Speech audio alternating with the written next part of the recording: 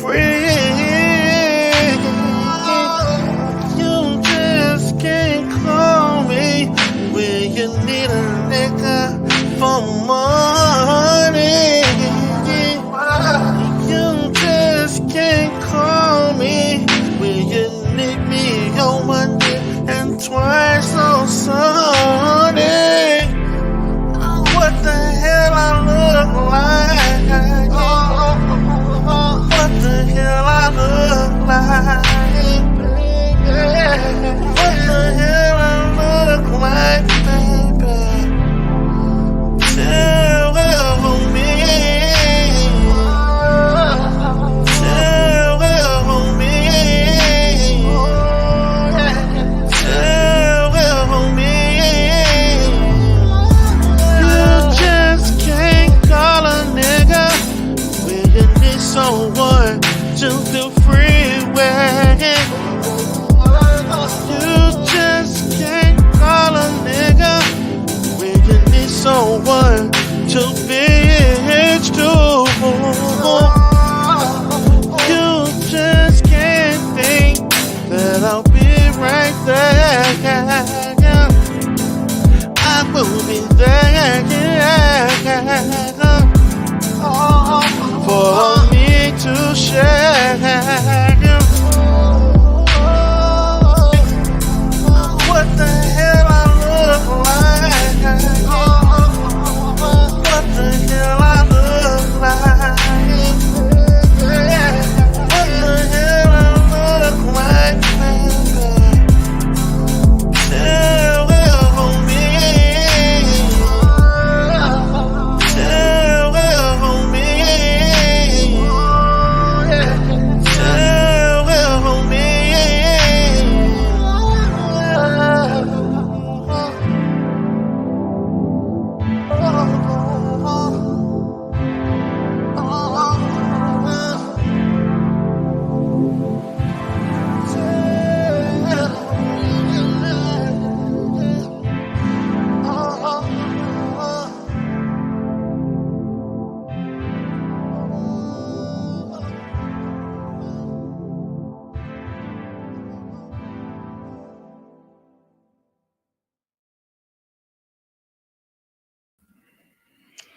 Welcome, everybody. This is D. Durrell with the Conscious Clientele. This is D. Durrell broadcasting from the Black Balance Network and also broadcasting from D. Durrell, the Rebirth.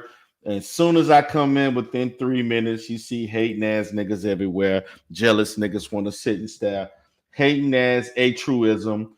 White meat loving ass altruism. Coon ass altruism. Stupid ass altruism. Punk ass altruism had to come in to make his presence known. Nigga, this is not Teapot platform where you can say whatever the fuck you want, nigga. Nigga, welcome to the motherfucking Conscious Clientele, nigga, where your fucking opinion don't mean a goddamn thing. Just want to let you know, I may have to put these niggas taking L's. Niggas who taking L's. Once again, Edward Anderson taking L's. The Roger Report taking L's. Motherfucking Charles Faulkner taking L's. What's up, Amiri? What's up, Ms. Murph? What's up, Ray Triggs? I see LV in the house, the Umar Johnson sector in here. I can see Muslim in here. I see Amiri up in here. Bright and early. We're going to get to this shit. But I had to respond. No, nigga, you had to be here. But since you want to come up here, I will be sending a link for your monkey ass, A-Trizzle. So if you want to come up, I will let you come up. And I will give you that work that you deserve. So, once again, guys, I appreciate each and every one of you all for coming here, chatting with me. We are going to have a discussion today, guys. We're going to have a discussion. In this discussion today, we are going to talk about the interaction between the angry man and Bomb Cherry. Now, I'm going to share the screen here so that you all can see, because a lot of people didn't know where to find this. You can check it out with Antoine Daniels, The Fight Club. That's a new channel that he has. I actually found it out from a feed from somebody named Network something. And it showed about a 3 to 4 minute snippet of Angry Man and Bomb Cherry going at it. The shit was funny and hilarious. This Negro here was begging for acceptance, was begging for acknowledgement. What kind of grown ass man beg for acknowledgement? This nigga Angry Man wants the whole YouTube to acknowledge the fact that he was a progenitor of the manosphere. Everybody knows, Angry Man, that your dumb ass started doing content around 14, 15 or whatever. And you got with O'Shea, you got with Obsidian and a few others. And y'all created the manosphere. Everybody fucking know this. What the fuck do you want? Do you want me to give you a trophy? Want me to give you a pat on the ass? Pat on the back, Angry Man? Nigga, are you serious? Grown ass niggas asking for fucking pat on the ass. Grown ass niggas asking for other women to show them respect. But see, I'm glad that this shit happened because it only exemplifies the weaknesses of people who practice red pill theology. And it shows how weak and effeminate that they are, that they attempt to overexert themselves as being masculine, and women still don't show you any motherfucking respect. I'm going to show you all a snippet of Angry Man weak ass attempt to get Bomb Cherry to acknowledge him, to respect him. You don't talk to me any motherfucking way. You know who the fuck I am. Man, this shit was so motherfucking funny.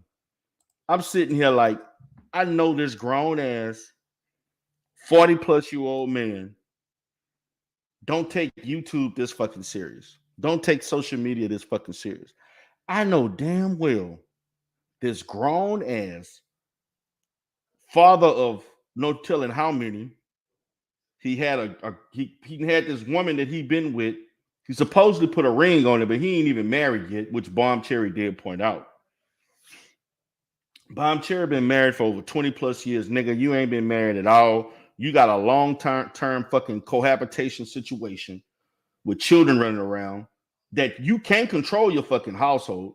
How many times, for people who have watched Angry Man, tuned in and this nigga hollering at his girlfriend, hollering at the kids, mad that they ain't doing what the fuck they supposed to. This nigga got no control of his home. But you want to tell other men how to exert themselves and being masculine? Nigga, you was yelling at the kids, shut the fuck up. Y'all shut the fuck up. The fucking woman sitting there, Angry Man, do you want me to rub your back? Angry Man, baby, you want me to calm you down?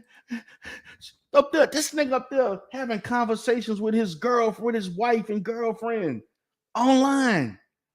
She up there trying to console and soothe the nigga. I want this, I want that. I'm like, nigga, you're an Uber driver, a fair tattoo artist, an anime connoisseur.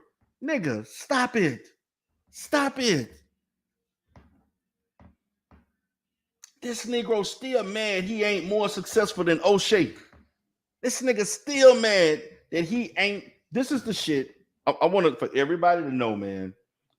The heart of Angry Man's disgust with the manosphere is the fact that he is not seen as the top guy in the sector that was his idea originally, per se, supposedly.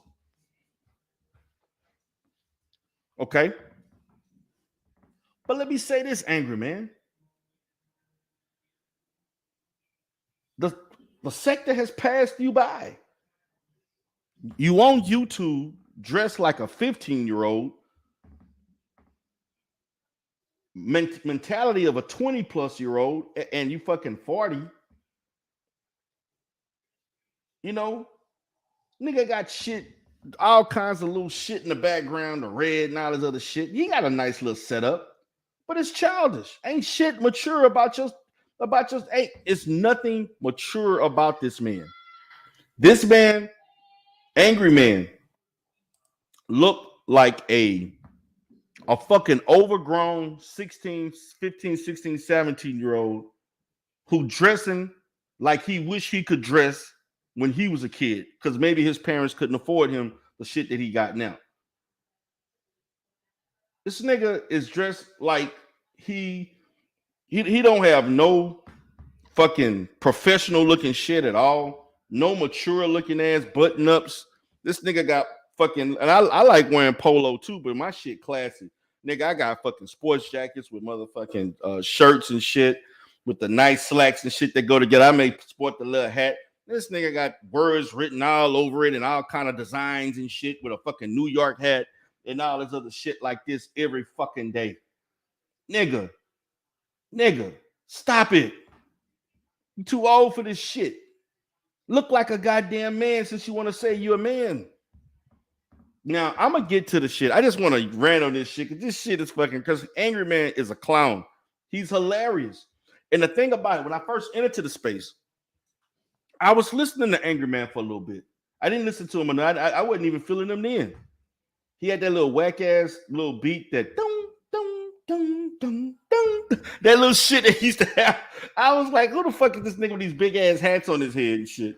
I'm like, dude, what the fuck, man? Like what the fuck? That go atriism, hating ass atriism. I know you had to say something. I'm like, what the fuck is this? And then the shit, when I start drifting away from them, when I start feeling these niggas start believing they bullshit, like I can't take Obsidian serious because Obsidian doing this shit for money. Everybody know that.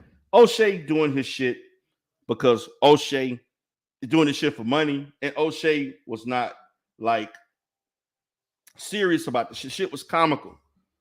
Nigga had simp tales and how to quit simping in 24 hours and all this other shit like that. But this nigga here, man, this nigga here will yell, scream, and he is the most serious motherfucker over dumb shit that I have ever seen in my life. Like this nigga has rebranded himself 100 fucking times. This nigga got mad and pulled like 200 of his subscribers from an O'Shea live stream and shit with his panties all in a bunch and shit on a fucking Rumble. Got mad because he couldn't talk and shit like that. You know, you up there working collectively with someone, then all of a sudden you're gonna pull your subscribers and your supporters away from his fucking. What kind of bitch ass shit is that? See, that's why these niggas with this red pill shit get no fucking respect from real men like me. Because we don't look at this dumb ass shit. Nigga, y'all taking yourself too motherfucking serious. So I'm gonna play the video so y'all can see for yourselves. Okay, you all are gonna see for yourselves. Angry Man looking like just a straight up sucker, a whiny ass bitch to this grown ass woman, Bomb Cherry. Now I'm gonna play this. I'm gonna let y'all see it, and y'all can take it for what y'all think it is, what it's worth. So let me go ahead and get it going. Okay, let me go ahead and post that up so y'all can see.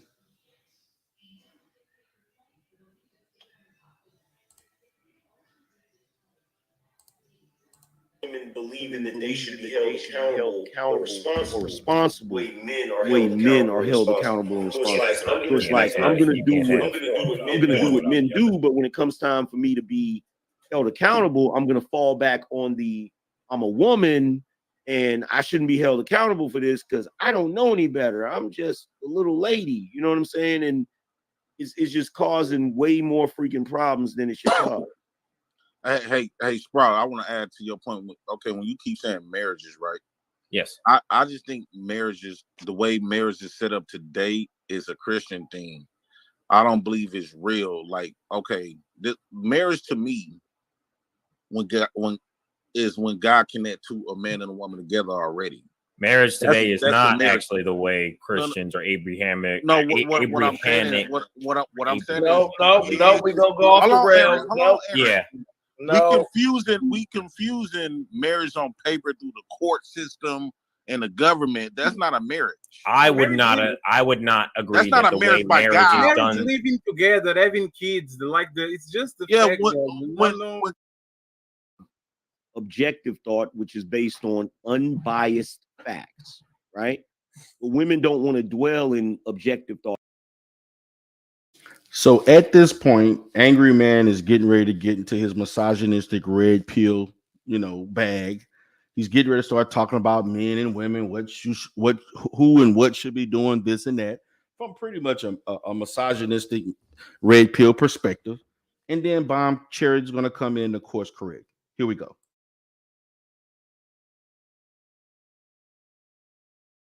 Thought they want to dwell in subjective thought so You that got they that can link yet? constantly, so that They want to be in the white area, so that they can the gray constantly area. everything on whatever fits the narrative at the moment. You got that I link wish yet? we could get black. I wish And we the could get You only ain't with. gonna problem, never I have wish that we link. could get the these only, women the only real-life problem with women. I think a lot of them need a good ass kicking with a bell or something because these out of line. Let's not make this political, please. It was like a fun conversation. Let's not make this political. Hold on, please. hold on. Alright. So DA did tell me he wanted me to post that message that Nurse Vid put up because fucking You bitch being interrupted. they're gonna make me That press the was button. Gonna quarter of them all. So I'm going to stop here in a little bit. The exchange between Bomb Cherry and Angry Man was classic. Again, this Negro has impulse control issues. He don't know how to communicate when somebody is challenging and holding his ass accountable for the dumbass shit that he says. That's all she simply did. Just being sweet, cool ass Bomb Cherry. I love her to death. I love her personality. I love her content. Exit everybody else that's on her channel. But the fact of the matter is that this Negro lost his fucking mind over nothing. Here we go.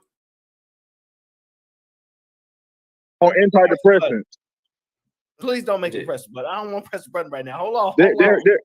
Hold on just a moment. Because what Nurse Vid, what she said was interesting. I just want to break it down because my experience is I'm not sure if she's saying that men should be competing with men from her past. Nope. Right? Like, Hell no. They hit it better. You should either outdo him or just let me have those memories. I'm not sure if that's what her indication. Because in my understanding, in general, when I talk to women, is this is what they tell me. I ain't competing for no man. If he's for me, then he's for me. So it ain't Right. never I'm gonna compete for his man. It's if he's for me, he's for me. But in the statement, it was said men don't want to compete.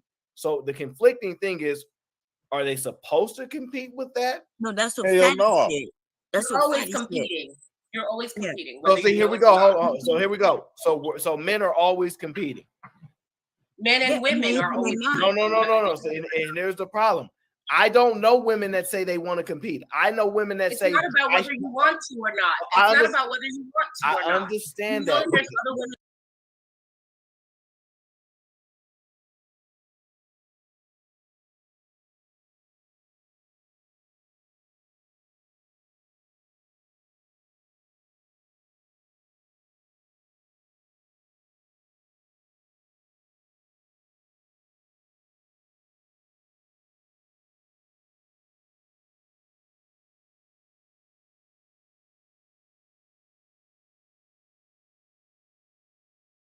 In the world, so there's competition. Period. That doesn't. You Oh know, my God. Okay, hold on, Black people. Black people. One moment. everything in the bedroom. You could be perfect doing everything in the bedroom, but he's gonna stray. It's competition. It is what Okay, it is. I understand that you understand this competition. Are you telling me the majority of women are going out there operating as if they're competing for men, as opposed to the statement of I ain't competing for no man. If he's for me, he's for me. Again, the people who talk the most about relationships know the least about motherfucking relationships. Like, I don't know what the hell he talking about. The women are trying to correct him. He all over the fucking place. But let me continue. Yes, we No, I think Can a I lot of answer women. that? I think a lot of women have chosen to lose. They've given up. They've thrown their hands in the air. They said, "I don't want to compete." Hey, Black Beauty. Hold on. Black Beauty. Aaron, It can seems I like the respond to more that? you talk Black Beauty, the more you talk, it seems like the value of a woman lowers. Like the mindset that you be having, that value Hold on. This is gonna get circular. It lowers. He ain't saying Black Beauty, can I respond to you? What you and Bomb Cherry talking about? I don't see no value Okay. in a woman with that think like y'all. I got a question. I got a question for Eric. I got a good for your base level conversation and your base level talking points. Who cares what you think? No, it can be based all you want to, but here go a prime example. Hold on, Black Beauty. He might have a point prime here. example, right? Men role never changed since day one since we've been on the planet. What have been our role? Provide, protect, and produce. The y'all being interrupted every time. Here go a prime example. Hold on, Black Beauty. He might have a point prime here. example, right? Men role never changed since day one since for your base level conversation and your base level talking points. Who cares what you think? No, it can be based all you want to, but what I'm trying to say that when women talk like that, So it's coming up in a second. There's a lot of women that speaks like that. I look at them like with low value. Nobody cares women how I you won't look mind spitting on. because your value is so low. Nobody Aaron, I cares. already forgot. Get ready to repeat what you said because I I forgot. won't mind spitting on. But they say men, when we get to the men part, right? Women say they want to experience men in the bedroom, right? But then how would that man be able to get experience unless he have a whole bunch of sex partners? But y'all don't want us to have a lot of sex partners. But the difference is a man can it's shit that men can do. It's shit that men. How long, Bomb Cherry? It's shit that men can do and that women can do can't do. But it's a lot of shit that women can that we can't do. So, but the problem is women, y'all trying to take up both spaces. You trying to take up the feminine space, and you trying to bogart your way into the masculine space. And this is a prime example. Hold on, Black Beauty. Hold on, Black Beauty. Here go a prime example. Hold on, Black Beauty. He might have a point here. Example, right? Men role never changed since day one since we've been on the planet. What have been our role? Provide, protect, and produce. Y'all roles have been changing rapidly. It went from feminine to want to be equal, feminism, and all this other stuff. Y'all trying to play our role. Y'all want to play the feminine role. Y'all want to do because their idea of happiness, like a few minutes ago, they said in back. Now we're about to get into it. Angry Man is about to give his perspective, and then Bomb Cherry will rebuttal. Back then, women wasn't happy. Says who? Says them. The ones that didn't want to be a woman. The women that was toxic. They was the one that was unhappy. Their idea today of what happiness is. That's not a good question, Aaron. Stop. Sport You fucking. can see why you think feminism came about, because the women were unhappy. No, they wasn't unhappy. It was a minority. It was a minority of women who went out there. It was white women that was. It was white women. Can I get one thought out without being interrupted? I'm actually the one that's being interrupted. This nigga is losing his mind. Can I not be interrupted? Look, this nigga wants to be acknowledged. He wants to be the star of the fucking show. This nigga yelling and screaming. But let me continue. Every time. Okay. What you Every yelling for? time. Okay. What you trying? What you want? Hold on, Bomb Cherry. That's the man. He's speaking. You gotta listen. I got my man on side of me in bed. I don't know. But we gotta listen to respect women. Okay.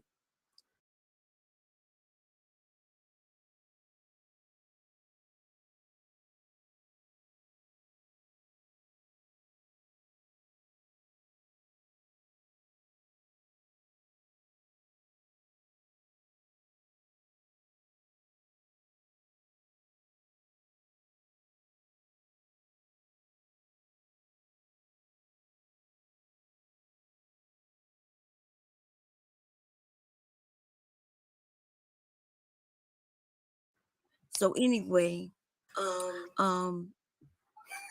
did you get that link yet? These niggas mad as hell. This is what's goofy about this. So let me get this straight. So you're gonna sit there. So you're gonna sit there and say. So you're gonna sit there and say that your man is in bed. So if your man is in bed and that's the only nigga you can respect, why the fuck are you online talking to other men? Right. Why the fuck are you? See, first of all, see, this is the problem with Angry Man. Negro. it's none of your business where her man at and what they have going on, nigga. You the one, nigga, who yelling and screaming at your kids when your goddamn fiance or whatever the fuck she is.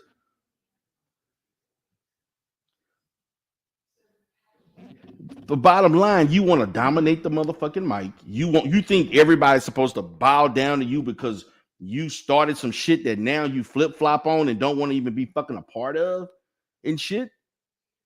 We supposed to be like show respect and fucking gratitude to the goddamn angry man when he talk. Everybody shut the fuck up and we're gonna hear crickets and let him get his, because what he says is supposed to be more important than everybody else.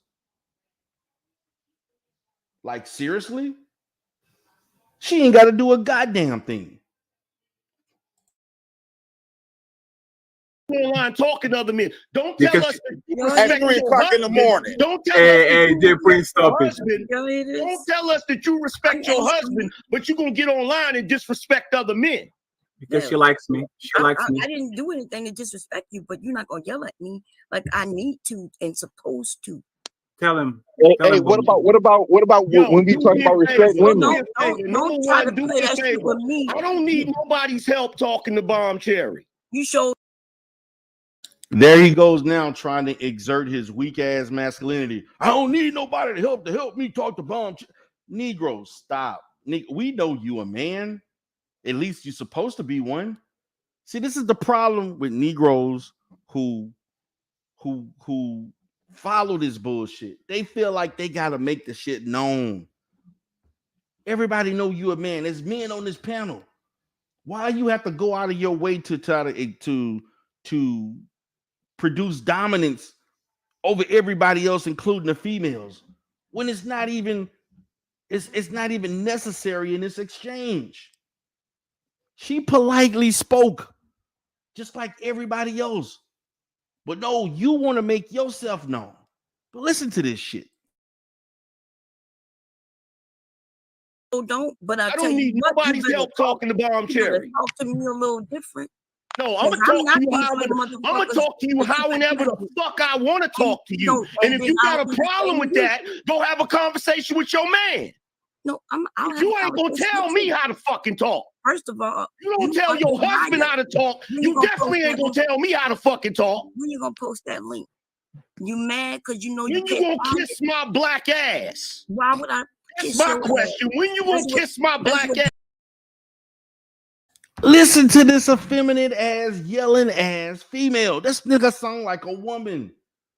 You ain't gonna tell me kiss my black. I'm like, nigga, over what? Over nothing. Just because you want to talk, it turns into all of this. Then you worrying? Why are you worrying about her man? She ain't worrying about your woman. She ain't worrying about your woman. Like, are you serious? She is not worried about your wife, so why are you worried about her husband? She got a man. She has a long-term thriving relationship. Nigga, what you got? You living off the woman that you got. Stop it. Who the fuck you think you talking to? Who the fuck you think you talking to? No, the fuck you ain't talking to me. No, you ain't talking to me. You heard what I said. You don't give me no goddamn orders. Yeah.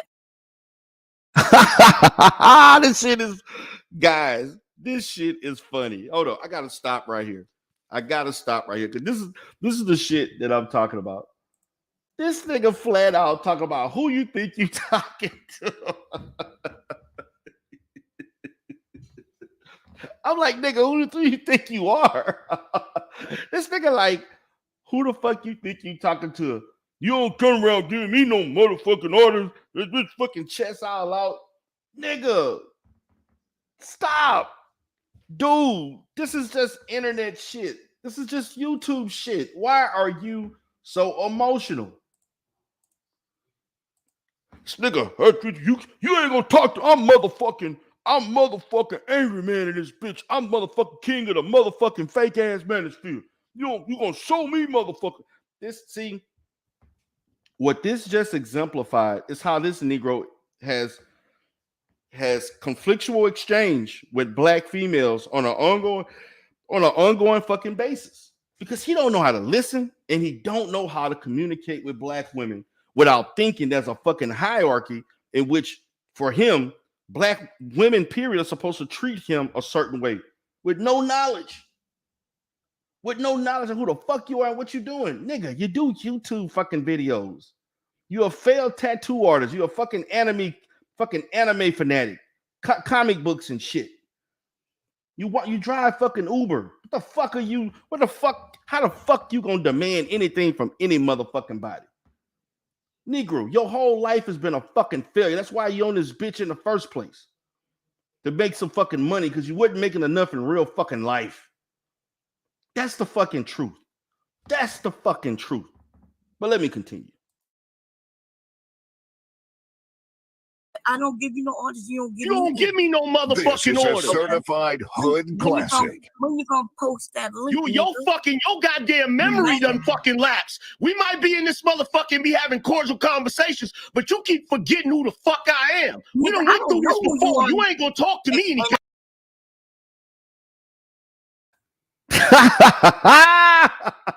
This nigga like, you know who the fuck I am.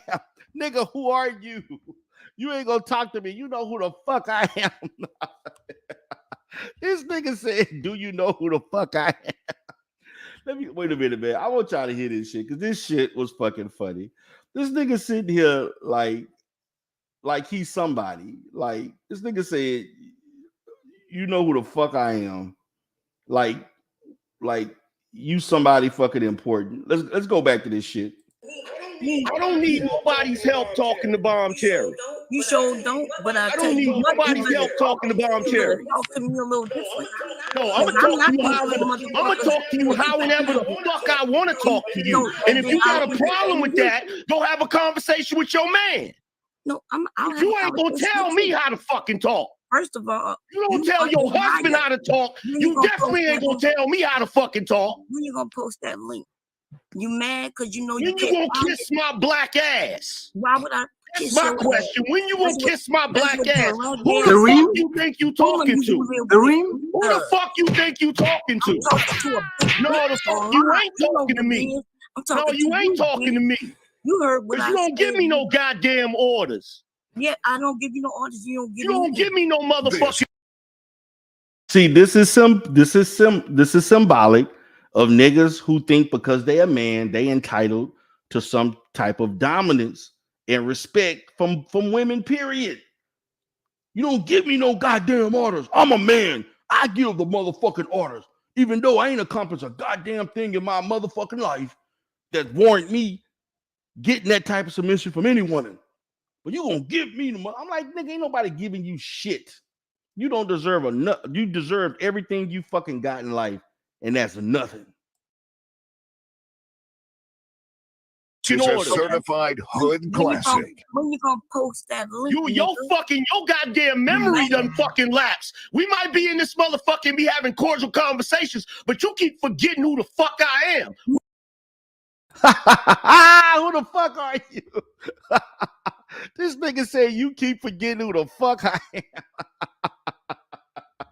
To me, that shit was the most funniest shit that I have seen on fucking YouTube. That shit was funny as fuck.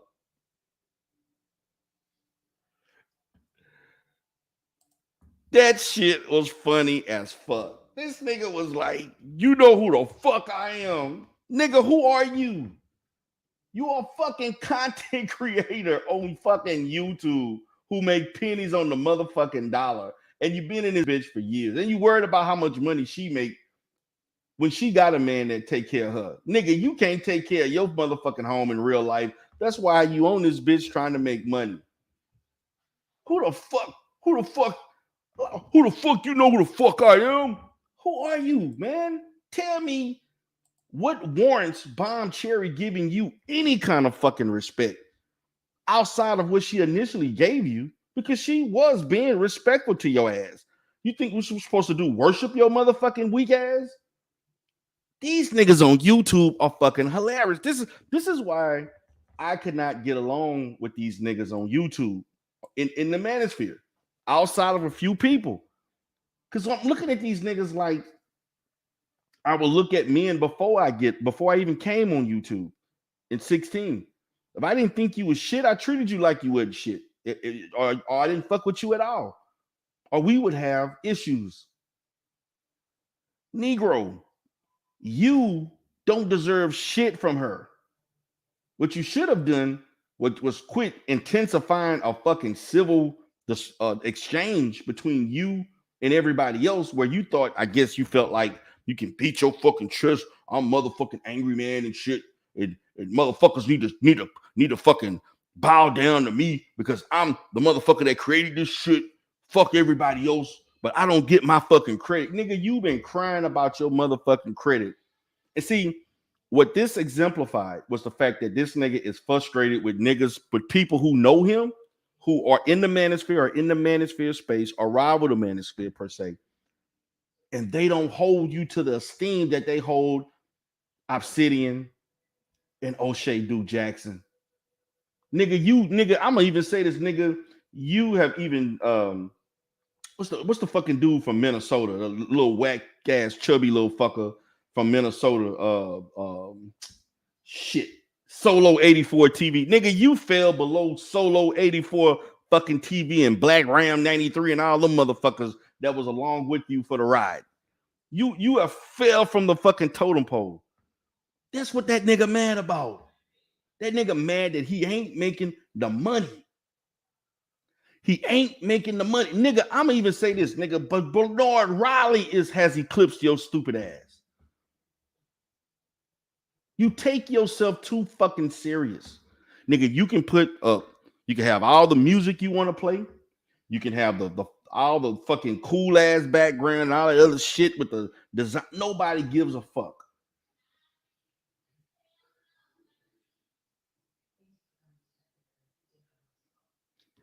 Yeah, TSI asked she posed a good question. She said, but did Angry Man stay the course to get his name established like theirs? He did get his name established. Angry Man was at the top tier, and he still is.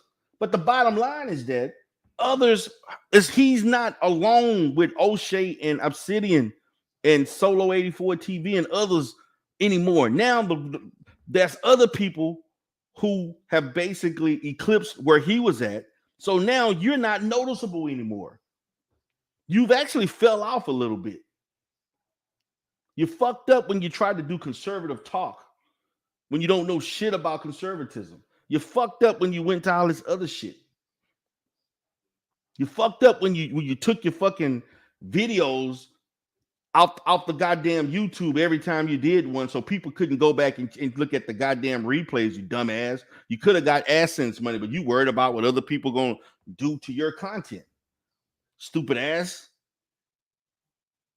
You worry too much about hitting the motherfucking Cash App. How many times this motherfucker tell you to hit the Cash App before we get to the goddamn topic? This nigga is one of the lamest motherfuckers that I have ever seen on YouTube as far as any content creator character. This nigga actually takes this shit serious. This nigga lose sleep behind this shit. This nigga probably prepare 2-3 hours for a motherfucking show while he in between doing Uber and shit. This nigga will really be up at 2 o'clock in the morning doing fucking content on the motherfucking East Coast.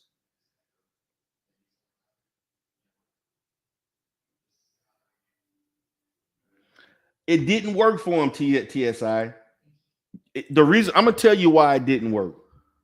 Conservative talk is nothing wrong with doing conservative talk, but you're in the same people. He was not going to attract new people because the manosphere is already conservative. The manosphere is already conservative.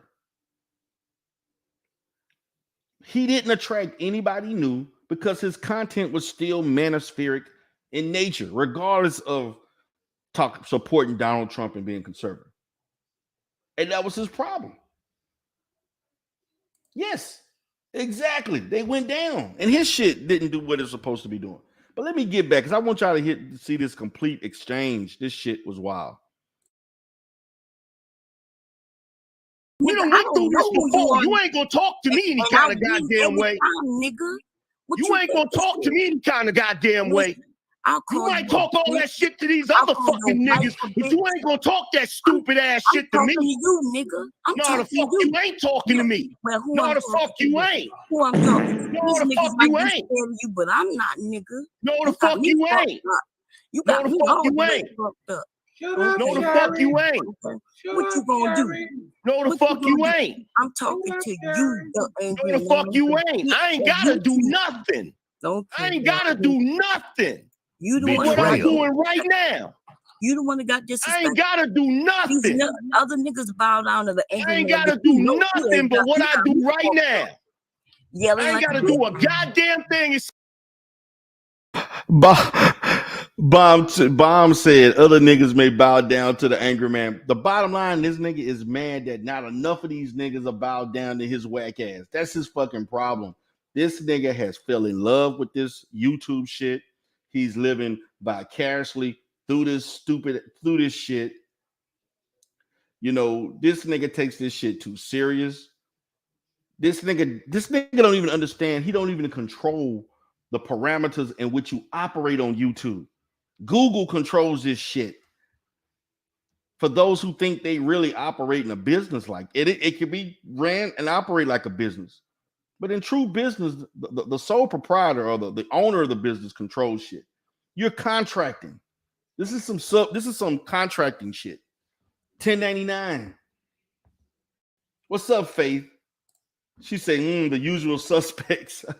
What's up, G Dizzle? G Dizzle said it's either one or the other. He could have just created a separate news channel like ABL and Brandon Tatum. Facts. He basically began talking about conservative talk to the same people who are already conservative. The manosphere is a conservative space, overwhelmingly conservative. So you didn't go into other demographics. You just was another black conservative channel that nobody gave a shit about. And you expect Bomb Cherry to somewhat recognize and treat you with special and shit like that because you the angry. Nobody gives a fuck. Man, if I saw you in real life, I would walk past you like you wasn't nothing, like you was anybody else. Nobody, like, nigga, you ain't even that hot in YouTube. Like, you have done nothing for your community. You have no tangible skills that I know of, or anybody. At least you don't talk about it if you do. Like, nigga, what separates you from anybody? You tried to shit on O'Shea for going to medical school. You know, you tried to shit on Obsidian for writing books. Nigga, what have you done, angry man? You driving around doing Uber talking shit. That's just the facts. Said what I'm doing right now. Yelling like a bitch. No, talking my shit. I know. And talking my shit. Your shaming she said he tactics yelling don't like a work on me. bitch. Nigga, we know you a Your bitch. shaming tactics don't work on me because I don't need no validation from an old bitch. Yeah, but you listen, you the one. I don't need validation from an old bitch. Changing the gray in Who your looks hair. for attention online. I don't need validation from an old fucking You bitch. was filled with gray. Go call your fucking husband so I can talk to him. Why would I do that? My husband. Go call your husband so I can talk to him because you already out of pocket. Did you go get your man so that I can talk to him? When you colored that gray out of your beard, you go get your man so I can talk to him. Wait a minute. Bomb Cherry said, when you colored that gray out of your fucking beard.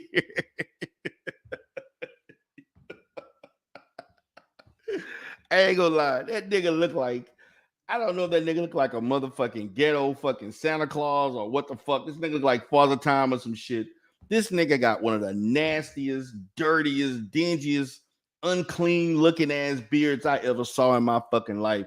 This nigga should never, nigga, I don't know what fucking color that fucking beard would be when that nigga wasn't dyeing that shit. And he had the shit growing out here. That shit look, one day the shit looked red and yellow. The other day it looked orange and black. Shit looked grayish. That shit got like 5 fucking, the shit is like orange, yellow, gray, green, black, and all this other shit. This nigga shit look different until he just dyed that shit black. Like, nigga, you came on YouTube with that stinky ass looking beard, man, and that shit looked horrible. Like, nigga, you should just cut that shit off. Just cut the shit off, nigga. That nigga beard was looking orange and green and shit and fucking silver and black. I'm like, what the fuck is this nigga doing? And I'm not even angry. I watch everybody from time to time, even the niggas I don't like, which is a bunch. I'm gonna tune in to everybody's shit at least once or twice a week. And that's what I was doing. This nigga would have a fucking beard down to his fucking chest, and that shit looked unbearable to look at. Bomb Cherry said, you dye your fucking beard. That shit was like the second most funniest thing she said behind her talking about his ass setting up an appointment and shit. Why would I do that? My husband is a man. He's not on YouTube fucking around like you. No, but your stupid ass is. Yes, but I'm a woman. But your stupid ass is. So don't come on this motherfucker talk about you, a married woman, and you respectful, but you get on here talking crazy to fucking men and expect them to listen to that dumb shit. Well, you Because if you can respect your man, you can respect other men. And But if you you're can't not my respect man. other men, you shouldn't be having no conversation with them. Well, listen, what you gonna do? Can we be friends? Shut the fuck up, fatty. Now wait a minute. You just asked her to show respect to grown ass men, but you gonna disrespect a man and tell him to shut the fuck up. I'm like, nigga, who are you to tell somebody to shut the fuck up? Nigga, you shut the fuck up. This is what I'm saying, man. What kind of fucking authority do this nigga think he possess in a fucking online platform? You just telling niggas to shut the fuck up. Like, nigga, ain't nobody gonna tell me to shut the fuck up without me telling you to shut the fuck up too. That's just what it is. I don't give a fuck. These niggas think that because you got a certain amount of fucking YouTube capital that you just can disrespect people. Yeah, I say the same thing.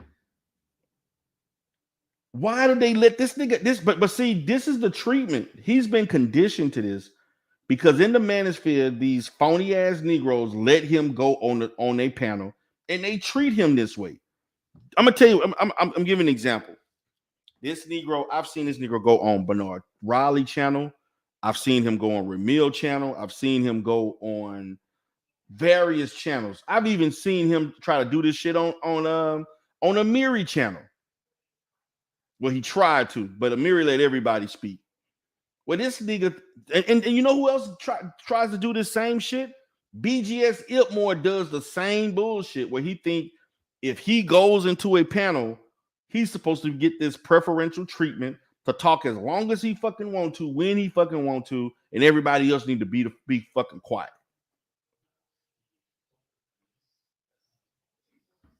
Yes, they let him do it. They let this nigga do this shit. And so this nigga on Anton Daniels, he another red pill stupid ass, but he's on the Lapeef show and all the other shit. Bigger channel, whatever, what have you. And this nigga on somebody else's platform trying to take over. Now I wonder what Anton think of that shit.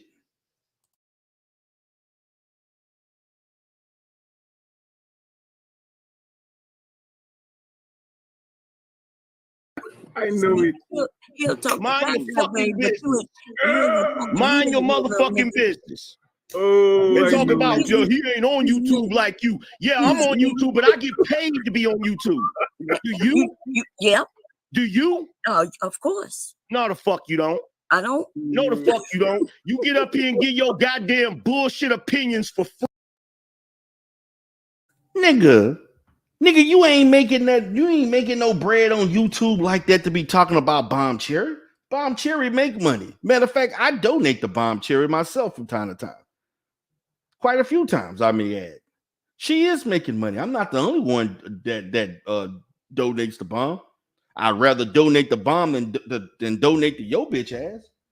Why is that important? See, this is the thing, man. This shows me the lack of fucking success that he has in real life. Because if you had making real money, real coins, you would be this YouTube shit would only be a supplement. See, niggas like him and Taz, exclusives, they depend on this shit to pay fucking cell phone bills and electric bills. They depend on this shit to buy the clothes. Don't fuck that polo and Nike shit that he wear all the time. This nigga shopping like he 15, 16. This nigga shopped the same way my son would shop. I took my son shopping last week. He shopped the same fucking, getting the same fucking gear. You buying that overpriced shit.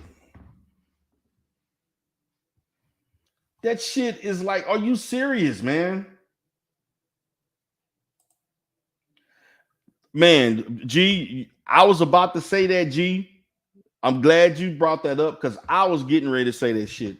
These niggas think they are business, man. If YouTube decided to go and strictly do streaming movies and other shit, these niggas, man,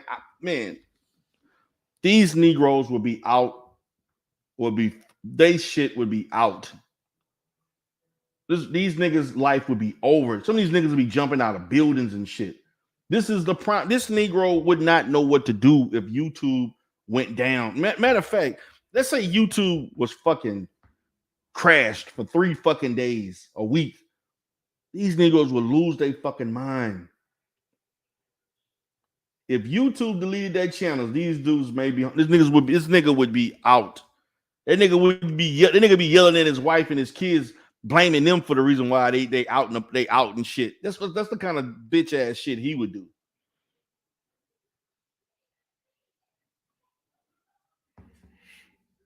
Yeah, nigga, all that money a nigga spend on them clothes and fucking mics in the background, nigga, you need to get you a working fucking house. Nigga, you've been doing YouTube for like 8 years. The money you made, you should have garnered at least $25, $30, $50,000. That's enough to put 20-25% on a house. You know, but you can't depend on it, man. This shit, let me say this. For those that do not know, this shit is not meant to be income to depend on. This shit is meant to be a supplement. Because YouTube changes community guidelines and rules all the fucking time. They demonetize, they take shit away. I could not sleep. If I was operating YouTube like a business, I wouldn't fucking sleep. Because I'm used to control. I got brick and mortar. I control my shit. You don't control this shit. And they got people on here making millions of dollars. Millions. You got people on here making hundreds of thousands of dollars. Damn. Angry Man say G said he make about $1,200 a month off YouTube. That money goes straight to gas, paying off random credit. That's it. That's it.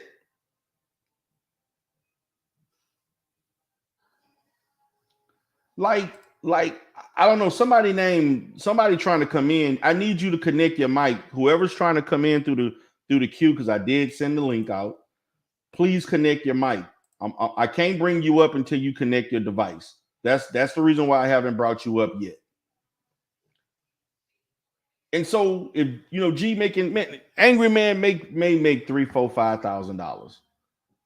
But when you got fucking kids, wife, and shit like that, like you ain't making no money no other way, because you ain't making a lot of money Ubering and the tattoos and all that. You ain't making no motherfucking money. If you was making that much money and you was that busy, you wouldn't be having time to do this shit. It's just the facts. So whoever this is, Brown Hillary Banks, please connect your device. Connect your mic. When you connect your mic, then I could bring you up. But I can't bring you up until you connect your mic. So let me finish with this shit so we can get right to it. free. And you don't know what you're talking about half the fucking time with your old uninformed ass. You don't have a goddamn clue. You up here telling women to act like fucking hoes and your ass is married. So what does that say about you? Did I tell a woman? What does that say about you? You up here telling women to act like hoes and you married.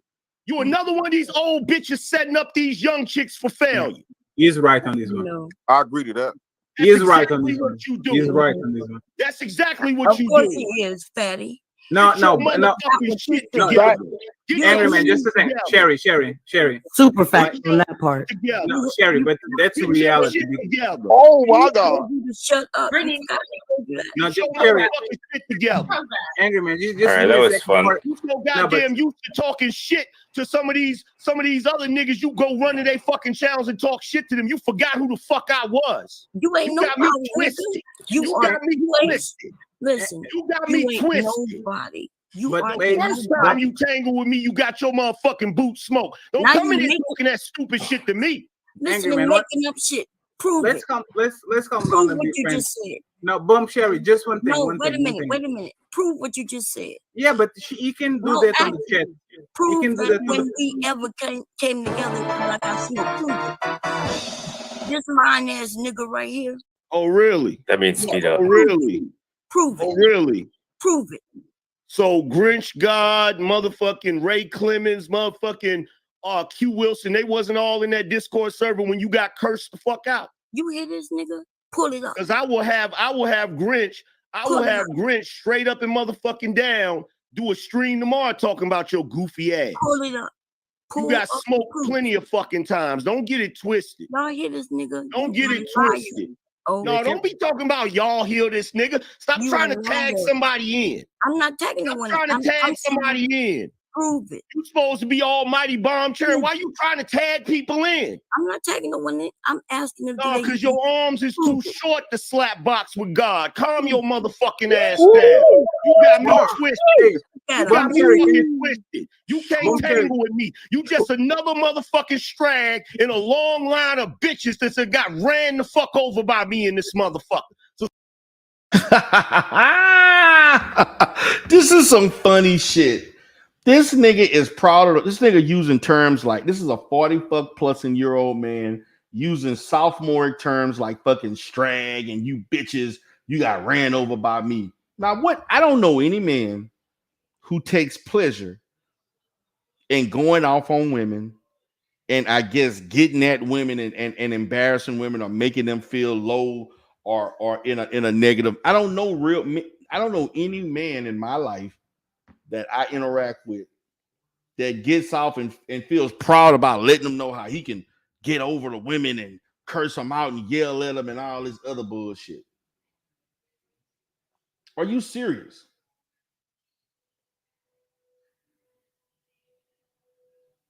Are you serious? Brother, is that's what you proud of? That you can yell and call people strags?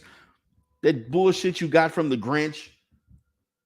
And shit, like, nigga, stop. Nigga, I'm looking at you as a real professional, high value man. Like, motherfucker, you don't cut the mustard, man.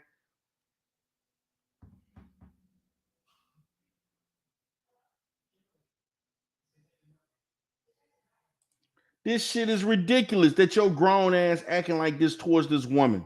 You showed her little to no respect for no reason. Because you didn't like the fact of her challenging the bullshit that you have taught for over 5, 6, 7, 8 years. And now you're mad. But nigga, you get off of YouTube. Go to your wife. Go do some activities with your children. You do some shit like that. So stop playing with me. Prove it. Stop playing with me. You know you can't prove Stop playing with me. Put some fucking respect on my goddamn name. Nigga, I was smack. Hey, don't open that mouth like that, bro. You ain't gonna do a motherfucking thing. Like a single you ain't gonna do a goddamn thing but make some goddamn biscuits in that raggedy ass bathrobe of yours with your misshapen ass. That's all the fuck you gonna do. We saw that raggedy ass all the bitch fuck you you there gonna with, do. nigga. Out of That's shape. all the fuck you gonna do. When you got docs, nigga, That's what all your the woman fuck look you like, do. nigga? Aaron. That's Lying all to the some fuck of you these gonna men do. you only deal with 10s. That That's bitch all was the a fuck 3 you gonna do. nigga. That's all the fuck you gonna You do. ain't gonna say nothing about that misshaped ass bitch you got. Excuse me. Damn, You heard damn. me, nigga. Excuse me. You heard me. A motherfucking wife blow your raggedy Nigga, ass you out the ain't first. water. You ain't got no wife. First Out of the all, you ain't married motherfucking to that water. bitch. So First of all, nigga, angry man, you need to stop. Like, stop, man. Just stop. Just stop. You ain't in a position to be talking about nobody wife, man. Like, stop, dude. Just stop. Dude, it's been well documented how your wife look. And I ain't gonna even comment on the shit because I'm trying to be fucking respectful. But nigga, you should not be commenting. Matter of fact, you can't comment on nobody, as far as I'm concerned. No, just don't comment on no. Just nigga, just stop. Just fucking stop. Serious, like seriously, stop. So why you ain't married that Out bitch? the motherfucking I water. asked you a question. Out the motherfucking water. You heard it. Yeah, I heard it. We You all heard it. seen her, nigga. We seen her. You was Oh, hiding really? her for a while. You seen her? Oh, I was hiding her. Yeah, you I was hiding her. I was hiding her. Mhm. Yep, that's what you were doing for years. You was hiding. Oh, really? I was hiding her. Yeah, because her picture was on my fucking Instagram. Her picture was on my fucking Instagram. That's how much I was hiding her. Right? That's how much I was hiding her. Docs, that's when you pulled it out. Yeah. Yeah. My misshapen wife, right? Oh, This nigga went out of his fucking way to post his motherfucking wife picture. Like, this is some dumbass shit. Nigga, why would you put your wife picture on here to prove you got a better looking woman than Bomb's husband? See, this is you don't have shit to prove to nobody. See, this is the dumb shit that these niggas do. Like, dude, we seen your wife, angry man. We seen, well, your cohabitating partner, I may say. Nigga, just because you showing a picture of her being dolled, anybody can get dolled up and look cute. Shit. They got motherfuckers do these tutorials where they put tons of fucking makeup on, they take that shit off, they look unrecognizable. That shit ain't proving nothing. You don't have to prove nothing up. Nigga, you just should have let that shit go. Come on, man.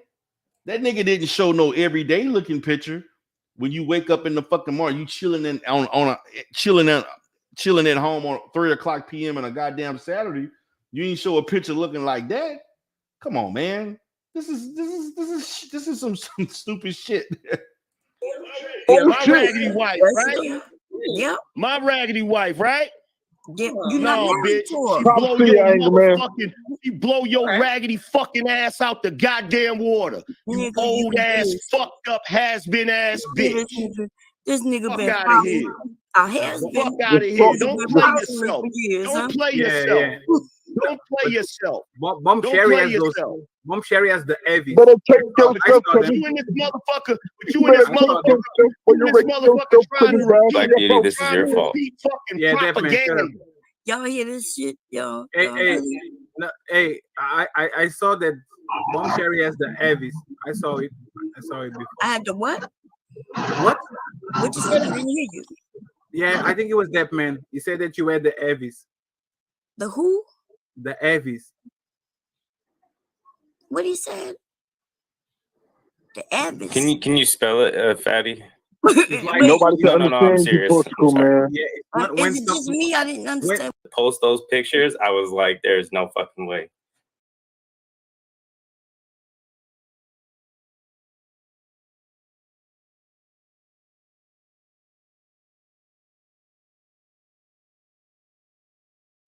Okay, guys, so I'm back.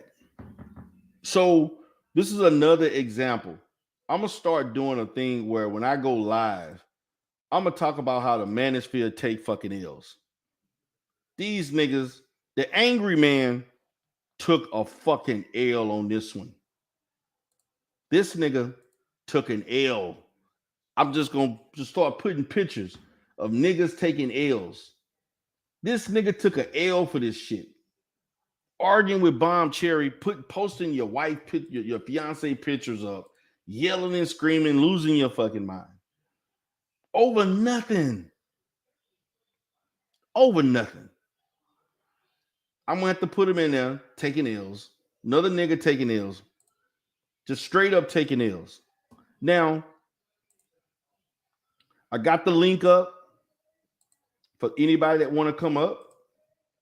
You more than happy to come up and chop it up. I'm gonna, give it about 5 to 10 minutes. It's 1:05 now. I'm gonna give it to about 5:10, 5:15. If nobody comes up, I'm gonna go ahead and end the live stream. So that's my analysis. I just wanted to do a review of this shit because I thought the shit was fucking funny. Now, I also want to talk about one more motherfucking thing. Because I didn't understand this. And this goes to fucking Verbal. I am Verbal that's on Bomb Cherry channel. Verbal, I don't know what your fucking problem is with me. Ever since I course corrected your ass on some very elementary ass counseling related shit, you've been I don't know what the fuck going, and you did the TMAC shit. I'm past all of that bullshit, but you've been I don't know what the fuck is up with you. Like literally, like Verbal. I don't really fuck with you like that. I don't fuck with you. Like I used to fuck with you back in the day. I stopped fucking with you after it ain't even no hard feelings. I just don't fuck with you like that. So you know what I'm saying? Like I don't get you with this little dumbass shit, because you, to me,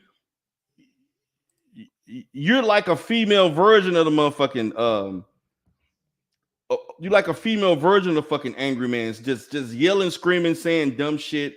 You was drunk the other night. I want y'all to see this shit she did. Now, I'm gonna tell y'all why I'm bringing this up. So when I caught the feed about this shit through a clip from something network, whatever, I went to Bomb channel because Bomb actually did a video on it. She did a video on it, right? And so I just went over and I said, hey to Bomb, because I support her channel. And I just say, hey, man, I thought the shit was funny. And I thought the shit was very funny. And I just wanted to know where it was at, because I was trying to locate the shit to see it in full scale. So at the 8:20 fucking mark, this motherfucking Verbal, this motherfucking Jehovah Witness motherfucker. I'm like, dude, lady, you say some of the dumbest shit, and I'm like, lady, like some of the outlandish, dummiest shit that I could ever fucking see. And I'm like, the shit wouldn't even call for you pointing me out, just asking a fucking question. But you want to take it upon yourself. I guess you want to. I don't know what the fuck it is with you. Like, really, I don't know what the fuck it is. But like, I don't fuck with you, Verbal, like that. I don't. But please leave me the fuck alone. Like, you see, this is the same bullshit you was pulling months ago. Nobody wants to yell and scream and holler with you, Verbal. So I want y'all to listen to this shit.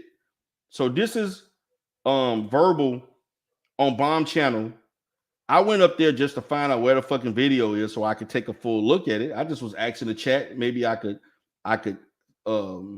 see what's up and see. I said you can look if you can look right now in the chat. I basically asked to the right. I saw a clip. It was hilarious. LMAO, laughing my ass off. You don't tell me like that, or you don't tell me not how to talk, whatever. This is what the Angry Man, I kind of didn't say it at all completely. So I was just saying, because I wanted someone to tell me where I could look for it, not knowing that Bomb already played it. And then I found out when I did the replay further earlier that it was on the Fight Club with Antoine. So listen to this shit. I want y'all to listen to this shit. This is verbal. He loves the best. I be stroking. That's what I be doing. Hey. Stroking. And I don't mean a damn brain attack.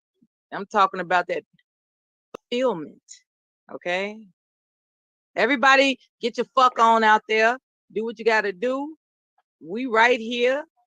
Please listen to me give Devastating the attention he deserves. He is a man that has been depended on to keep things going so that you can wake up in the middle of the night after you've been fucking and tune in to Bomb Cherry's channel and say, oh, here's some I don't wake up in the entertainment. middle of the night and hear that dumbass, my boring ass God. bullshit.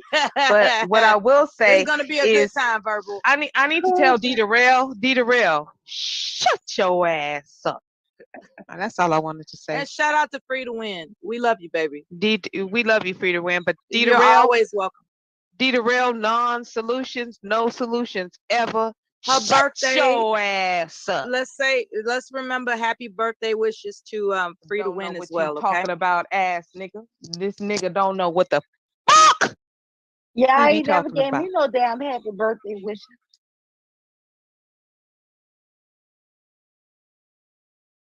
Now, explain to me what the fuck was that, Verbal?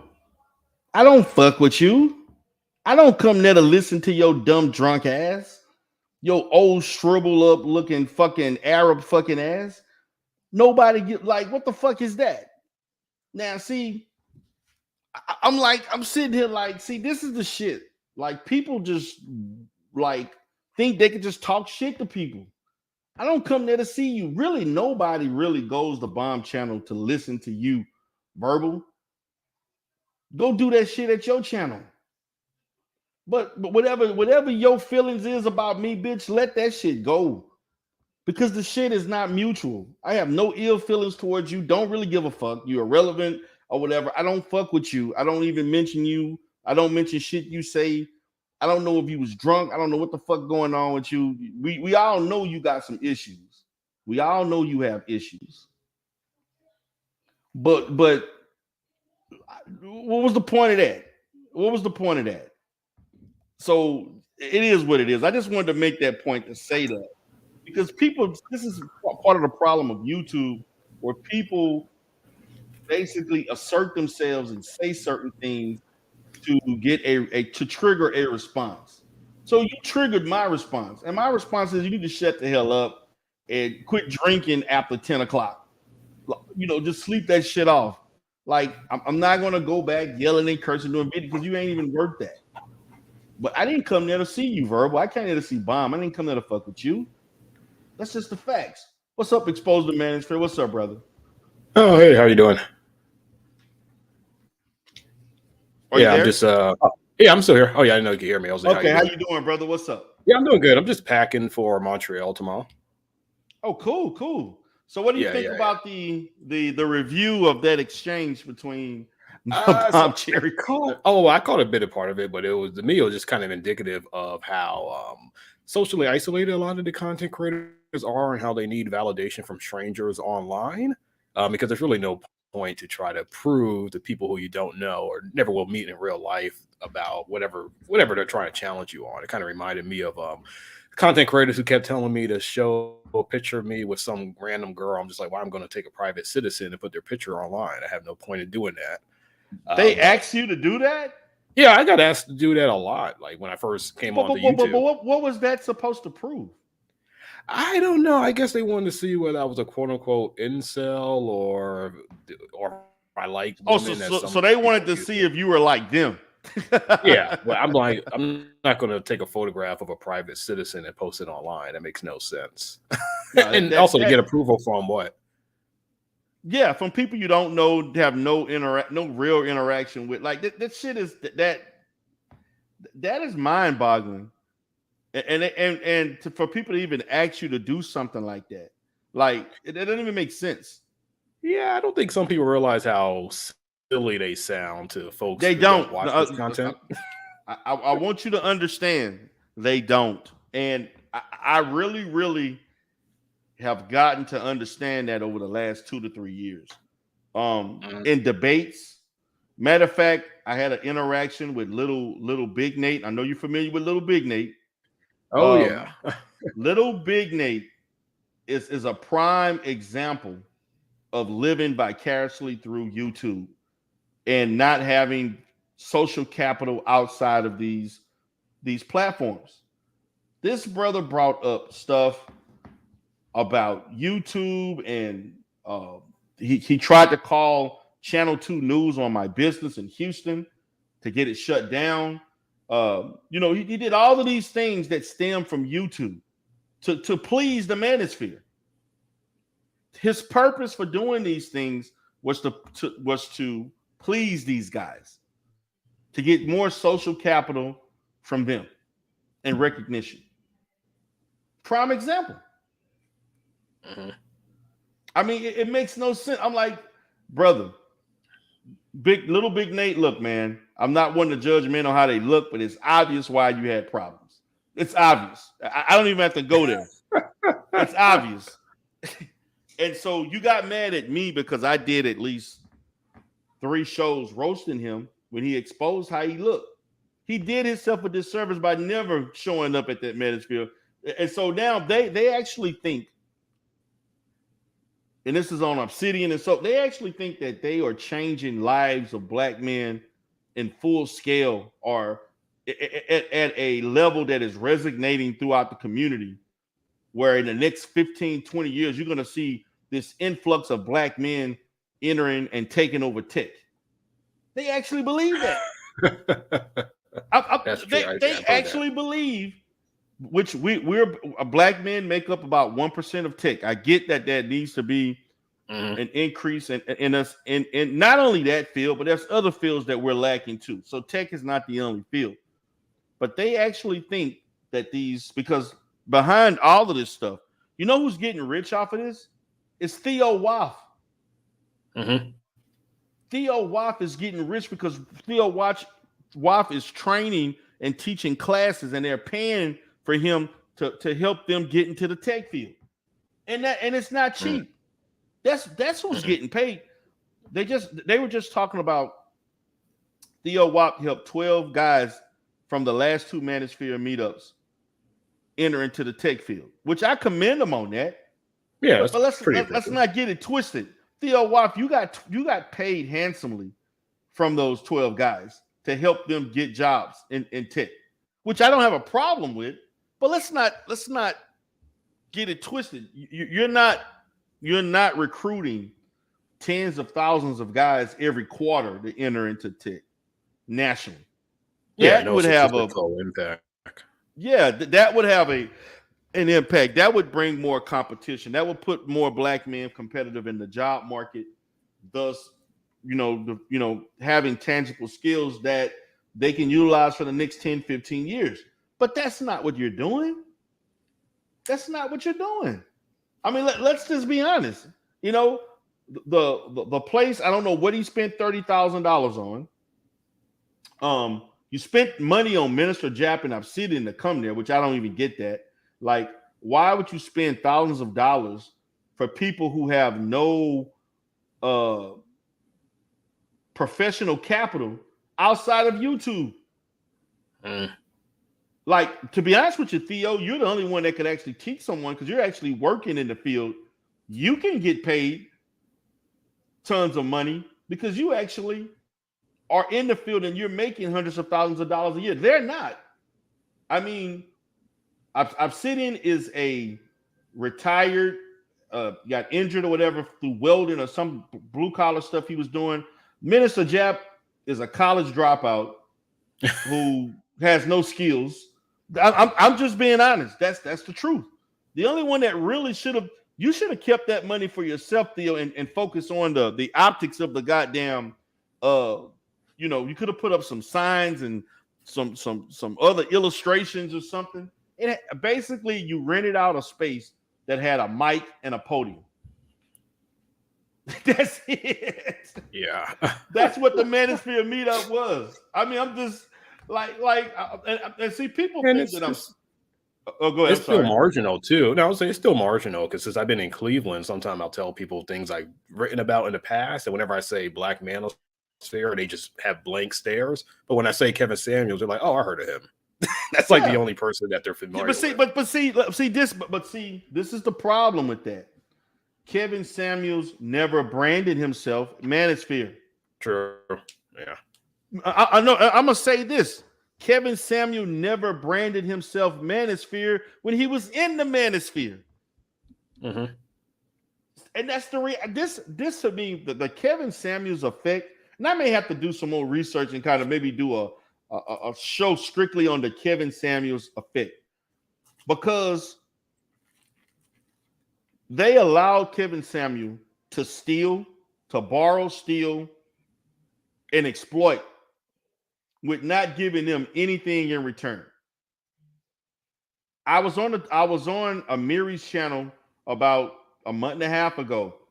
Obsidian was on the channel, and we were discussing about Kevin Samuel giving back to the Manosphere. And I told Obsidian, you're the only one that actually benefited from Kevin Samuel. You and Jessica X. Jessica X platform exploded with Kevin Samuel's help. Mm-hmm. And also Obsidian sold hundreds of thousands of books on Amazon and made a whole bunch of money off of Kevin Samuel basically promoting his book for free. No, Kevin Samuels does not mention any prominent Manosphere characters, content creators. But what he does is he finds it within himself to take certain phrases, certain catchphrases, and different terminology and rebrand it for himself to reach a larger audience. That's what Kevin Samuels. Listen, those fake meetups with Dennis Sperling and all that shit was all about business and what money he can make. Those were not real, genuine relationships. Kevin Samuels never cared about the Manosphere. He never cared about the Manosphere. No, that's wholeheartedly true, actually. Because I did say I was going to come back and make a handful of videos since there were things I want to talk about. And I did want to talk about Kevin Samuels and how I don't know how people bought into his facade of being a high value male, because I thought it was conventional wisdom that he struggled financially for most of his life. Oh no! But a lot of people actually are surprised when they find out. I can answer that question for you. You want me to answer that question for you? No, you can. Okay, the reason why you want to know why. Okay, there's two ways you can look at it. You have to ascertain two different perspectives. The first perspective is the perspective of those that knew Kevin Samuels in this space before he became hot on YouTube and World Star Hip Hop and social media. Then you have to look at those that knew of Kevin Samuel once he reached 500K, 1 million subscribers. Uh-huh. There's two types. Okay, the first group of people didn't even give a damn, didn't even like Kevin Samuel in the Manosphere. Manosphere did not like him. Okay, and so when he became popular, they rode his coattail because they felt it was going to have a positive effect on them in events and so on.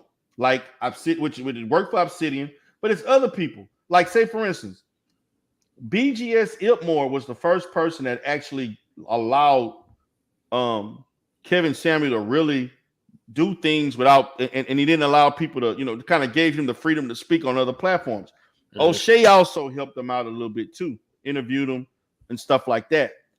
But besides that, nobody else liked him, and they would would kick him off of panels. They would call him gay, and then all of a sudden, once the show became popular, the very same people that had talked about him for years in a disparaging manner, all of a sudden became his best, his number one defender or supporter.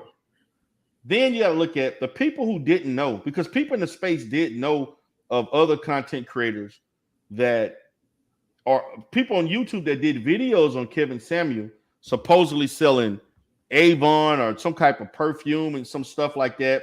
They knew of Kevin Samuel working lying about having a chemical engineering degree. Some people knew it, but they didn't talk about it. They just they knew it but didn't talk about it. And then the person that really exposed Kevin Samuel was Saints in the Center. And even then, they met in real life and acted like nothing never happened. This is how funny this is how funny and fake this shit is on YouTube. They actually met. Did you know they met? Yeah, I saw the. I mean, I don't, like I said, I haven't watched the content regularly in several months, but I did see that photograph. Yeah, they actually. I saw the video of them in the photo, and I saw the video of them of Kevin didn't say anything about it, but the Saints in the City. I mean, I'm saying Saints in the Center. The Saint in the Center did a whole 3-hour show about it and so on. But you're the one who exposed stuff about Kevin that a lot of people did not know. And he exposed, number one, the big thing about him being broke and not being none of the things that he claimed he was. Okay, which we all I knew that. I learned it from another content creator. I'm not gonna say his name, but he showed me information of Kevin's LinkedIn and other things that Kevin claimed he was doing.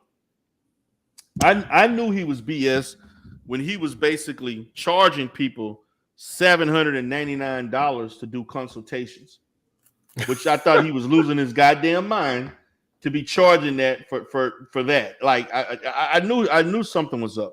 Now, when it comes to all these other people who are like the later Kevin, they don't know anything about Kevin. They don't know anything about his history. They only know Kevin from Instagram, World Star Hip Hop, and other social media outlets, and they don't know his YouTube presence like that. So that's how I look at it from my perspective. Those that knew him before the late night show, and then the 9 o'clock show, and then those that knew him as Kevin Samuel, the YouTube phenom. You know, there's just two different fans or people who watch his show. That's just from my perspective. Yeah, I would add, because I did an interview with WNYC, and I didn't mention Kevin Samuels because it's about the Black Manosphere, and I mentioned Kevin Samuels, but I also think his image is really important, because how you dress can be pretty influential in terms of how people view you. And even when he was broke, he always wore suits and nice clothes and went out to places, even though he's kind of hiding how he was really living. But a lot of people on YouTube do that. The reason why he was broke is because he was buying shit he could not afford. See, this is something that the Black community needs to understand. One of the biggest reasons why Black people are poor or don't build wealth is because we buy a lot of things we can't afford. The discretionary income should be saved and invested. We're spending stuff on clothes and cars and attempting to not look. He spent his money attempting not to look poor when he actually was poor. And in the Black community, we have a psychological, it's almost pathological in a sense that we have a need that's ingratiated in our psyche. Because we're Black, people automatically in some ways assume certain things about us, and we think that by masking that with looking good, wearing suits and $300 tennis shoes and wearing chains and jewelry, that's supposed to mask that. But in our essence, you're keeping yourself poor because those things have no real value to them. They have none, and so that's the lesson. Kevin Samuel, and from what I'm hearing, when he died, he didn't have the resources people thought he had. That's what I've heard. I don't know if you heard any different, but I'm hearing reports that he didn't have the money people thought he had. Oh, I don't know all the details when he passed away in terms of his financial situation. I mean, I kind of knew he didn't have much money because he kind of purchased some dumb things when he blew up. Like, I forgot what kind of car he bought. Oh yeah, he bought that. I'm glad you brought that up. I'm so happy you brought that up, because I made a comment about that. You can tell when somebody does not know the value of money when you go around within the first 6 months of you making money, real money, I would say. You go around buying an Italian car. I think it was a Maserati. I said, actually, my son knows the car because my son told me about it because he's big on cars. But he went and bought like a $150,000-$200,000 car. Ooh, okay. Yeah, and then not only that, let me tell you the other dumb thing he did. He was living very comfortably. Oh, it's a Ferrari. Oh, that's 458. Yeah. That's $150,000, $200,000 car. What is wrong with you? Another thing he did. He went to New York and bought a luxury apartment. But you know, in New York, those luxury apartments in Manhattan are not cheap. No, not at all. That's what he went. You could have bought a house in Atlanta. You could have stayed your butt in Atlanta and bought could have bought a $300,000 to $500,000 house, which he didn't really need because he was by himself. But you could have bought a $300,000 to $500,000 house in Atlanta and got more bang for your buck than renting a luxury box in Manhattan. Because you just want to be in New York, because New York is, I love New York, okay? But see, and then on top of that, I hope he paid his taxes. And I'm telling people, I hope he paying his, when he started making money, I said, y'all talking about all these things he's doing. I hope he's saving his money and he's paying his taxes. Because number one, Kevin Samuel just inadvertently experienced success late in life. He's not 30 or 20. It was success. You experiencing success at 52. You only got a good 10 years or more to 10 to 15 years of, and on YouTube, the shelf life is actually shorter than that. So your best bet was to make as much money as you can make in the next 5 to 8 years, save that money, and that's your retirement for the rest of your life. Because you're in the later years of middle agehood. You're not in your 30s and 40s. You're in your 50s. You know what I'm saying? So the time, I mean, if he was 42, 43, it'd be different. But you're 52. You're 56 years old. You're in the latter half of 50. You're on the wrong side of 50. I'm just being honest. That's. I mean, technically, most Americans work somewhere. You know, they retire around 63 to 70, and then 70, 60, because people live longer now. Yep. And healthier. And that's a good thing. But you're not going to be popping on YouTube for the next 20 years. You're not. Matter of fact, if you look at the numbers, and I don't know if you watch the numbers, Kevin's numbers drastically decreased once the COVID restraints were lifted. Yeah, I noticed that. The pandemic helped him a lot, helped a lot of channels actually. But once things started opening up and people started going back to their regular routines, the numbers were not as high. Yeah. So I think he was trying to look for ways to kind of blow up by asking to appear on Nicki Minaj Instagram and doing other things to try to stay relevant. Yeah, and so I mean, and now what I will say was he was smart by, you know, he did attract celebrities. He did do that. I got to give him credit for that. You had people like T.I. talking about you. Celebrities were actually watching. Now, what he should have done, which I think he was attempting to do, but because that's the reason why he kept going to New York.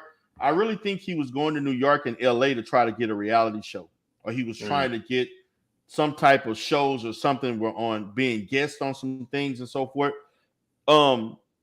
If he could have propelled that into something, that was, to me, a reality show was probably his best bet. So he did appear on Atlanta, that show. There was an episode he appeared. Yeah, he was on one episode of Atlanta. He did a video with Future. But he was in a position where he could have gotten more money, more long-term money from the reality show. Because to me, that would have been more long-term than YouTube. That would have made that would have been money that he probably would have had more security with that than YouTube. And I think that's what he was attempting to do. But he would have been at best, he would have been a popular, semi-popular reality show character.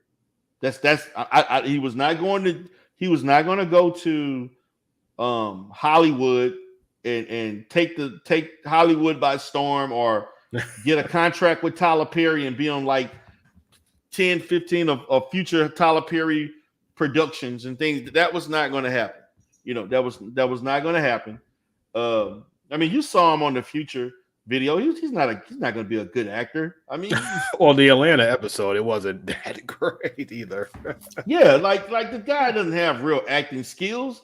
I mean, let's just keep things real. Let's please function in an area of realism here. Like you get too fascinated with the character and how he just basically came out of nowhere to most people. Most of his fans are people who are not red pill in nature. Most of his fans are women. Most of these women did not know of Kevin Samuel in 2018. I knew of Kevin in 18. I knew of Kevin in 19. I knew Kevin used to go on Rumbles and stuff. I actually was on a couple of panels with Kevin Samuel on O'Shea's channel when he did the Sunday Rumbles a couple of times. We were talking about HBCUs. He was talking about something. He allegedly went to a Bayou Classic, and I think he talked about some other stuff, going to a Kappa beach party. I think he was a Kappa or something like that, allegedly. And he did some stuff like that in the 90s. That was popping in the 90s. So we talked about that. But this thing about Kevin Samuel mainstreaming red pill ideology, are you losing your goddamn mind?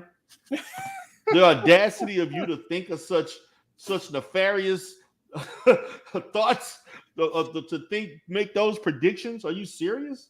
Yeah, that I would don't never think happen. even when he sponsors Obsidian's book, it's not like he got any kind of invite to talk about it in further depth on any platform on YouTube or off of YouTube. So I don't think these ideas are all that appealing as they. No, they're not.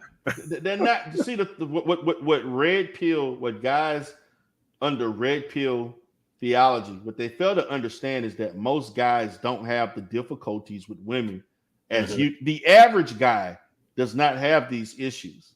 Now, the average guy may not, they're going to get some success and they're going to have some failures, but they can still get a date from time to time. They're not going to go 2 or 3 years without dating. They're not going to go 5 years like some of these guys talking about. They broke up with a girlfriend. I literally had a guy, and I don't know if I did a video on this guy Charles Faulkner. I don't know if you're familiar with him, but I don't think you. Huh? No, not really. Okay. I'm surprised you ain't never. Well, he wasn't. He just really started, so you kind of missed him when you were really covering everything. But he was just. He reminds me a lot of. I'm trying to think of somebody that you covered that said stuff. Who, like Edward Anderson? Yeah, he's a little bit like Edward Anderson, and Little Big Nate. He's kind of in between both of them. So Charles had a guy on there by the name of Mr. Z. And they actually took offense of me calling them incels. This guy, Mr. Z, basically tailored a conversation giving descriptives about his dating habits in order to convince me that he's not an incel. And I flat out I say, bro, don't you understand that guys who function well in relationships and with women don't go out their way to do this? Why do you feel the need to justify your private life to somebody you don't even really know? This guy was literally yelling and screaming. Actually thought he was crying because he actually was emotionally affected by me calling him an incel. Like literally, the show was supposed to be about the fake nuclear physicists from the Woodlands. I saw that actually. Yeah, and that's actually in Houston. He's actually from Houston. He's from the Woodlands, and they changed it to talk about why I called them incels. And so I didn't want to talk about that because I was just speaking and just saying things. So he basically stated, I got a girlfriend now. Like, I'm like, okay, kudos to you. You got a girlfriend. So what? Big deal. Like, why are you act like that was, he acted like that was like a major accomplishment to have a girlfriend. You should have. That's like a societal expectation. People date People expected that. That's like what I'm supposed to do, crown you for give you a trophy for having a girlfriend. And then he went on about he supposedly dated 4 other girls around the same time. Like he had one relationship, broke up, went with another one, broke up, went with another one. He wasn't dating them simultaneously, but it's kind of like he went through this spat of which he had some bad relationships that didn't last long. It was like 4 women. But then prior to that, this is where I kind of exploited the fact that he went years without a girlfriend, which he did not want to talk about. Now, is there a reason why? Because I mean, some people he didn't want to talk about it. Okay, it could be more job focused. No. After college, like in first 2 years of grad school, I didn't date anybody. I was so busy. No. It wasn't job focused. It was strictly I could not get a woman, and he did not want to. And the thing about it, he didn't want to talk about it. I was probing to see what was the reason. Maybe with the healthcare issue. Were you in the like you said, you were professionally focused. You took yourself out the dating scene to focus on your academics. No, he didn't have any of that. He just couldn't get a date because he couldn't get a date. Nobody wanted him, but he didn't want to talk about that. He tried to skip over that and stuff like that. So he's happy he got a girlfriend. I'm like, okay. You're happy, like, okay, you got your girlfriend, so what? But then the other guys, similar situations. They would date somebody or something, and then they would go 3, 4, 5 years without dating again. That's an issue. And again, involuntary celibacy. Those breaks that he took were not self-imposed. Those were involuntary. You wanted a woman but couldn't get, and that's just the facts. And that's why they were so triggered by what I was saying. I thought it was hilarious. I really thought it was. I was just laughing. But the guy really was mentally affected by the fact that I called him an incel. That he went out of his way. He went out of his way to try to prove to me like he needed my approval, I guess. And I just thought it was hysterical. I thought it was funny. Like, guys, you're proving my point. You're really proving my point. Yeah, they're not alone too. Sometimes I survey the area and I just see this. I keep seeing the whole like I'm done dating quote unquote American women. It's just guys just saying like I can't deal with women in this country. I got to go elsewhere to get women that are more feminine. But they never really say exactly what the issues are for American women and how American men somehow don't have those same problems that they like to complain about. But that's just bizarre to me. They failed to talk about, they failed to introspect to the level of understanding their own shortcomings. And that's a problem mentally with a lot of with incels. Incels really think that women are the problem. And they don't have any problems. And it could go both ways, but they don't see it as going, they see it as it's merely the woman's fault. I'm perfect. I don't have any issues. I have no flaws. Although I look like Lou Big Nate, I'm 5'5", 275 pounds, but I don't have no problems. I mean, I'm 5'5", but I'm toned, so I do like that's every day. I'm putting the emphasis on 275 pounds. Oh, yeah, that's pretty big. The problem is not the height. The problem, because women date men of all sizes. Yeah, I've seen guys shorter than me get dates easily. Yeah, but for them, they think women are only looking at men 6 foot and taller. It's not true. That's not true at all. No. That's not true at all. But let them tell it, because you don't have enough interaction with women to know what they want and like. And the awkwardness, the verbal awkwardness is profound, to the fact that I've had several interactions where guys thought it was okay to walk up to a woman and ask her, is her hair real? And are you submissive? They do that in actual life? Yes. That's bizarre. Because the only thing I do, I'll walk up to a woman and say, I like your hair. And I start a conversation like that. I did that one time to a lawyer. She asked me how old I was. I said 27. She's like, oh, you're too young. I'm 34. But I was like, she kind of liked me from doing that, but I was too young for her. But the fact of the matter is that you shot your shot in a way, got her attention.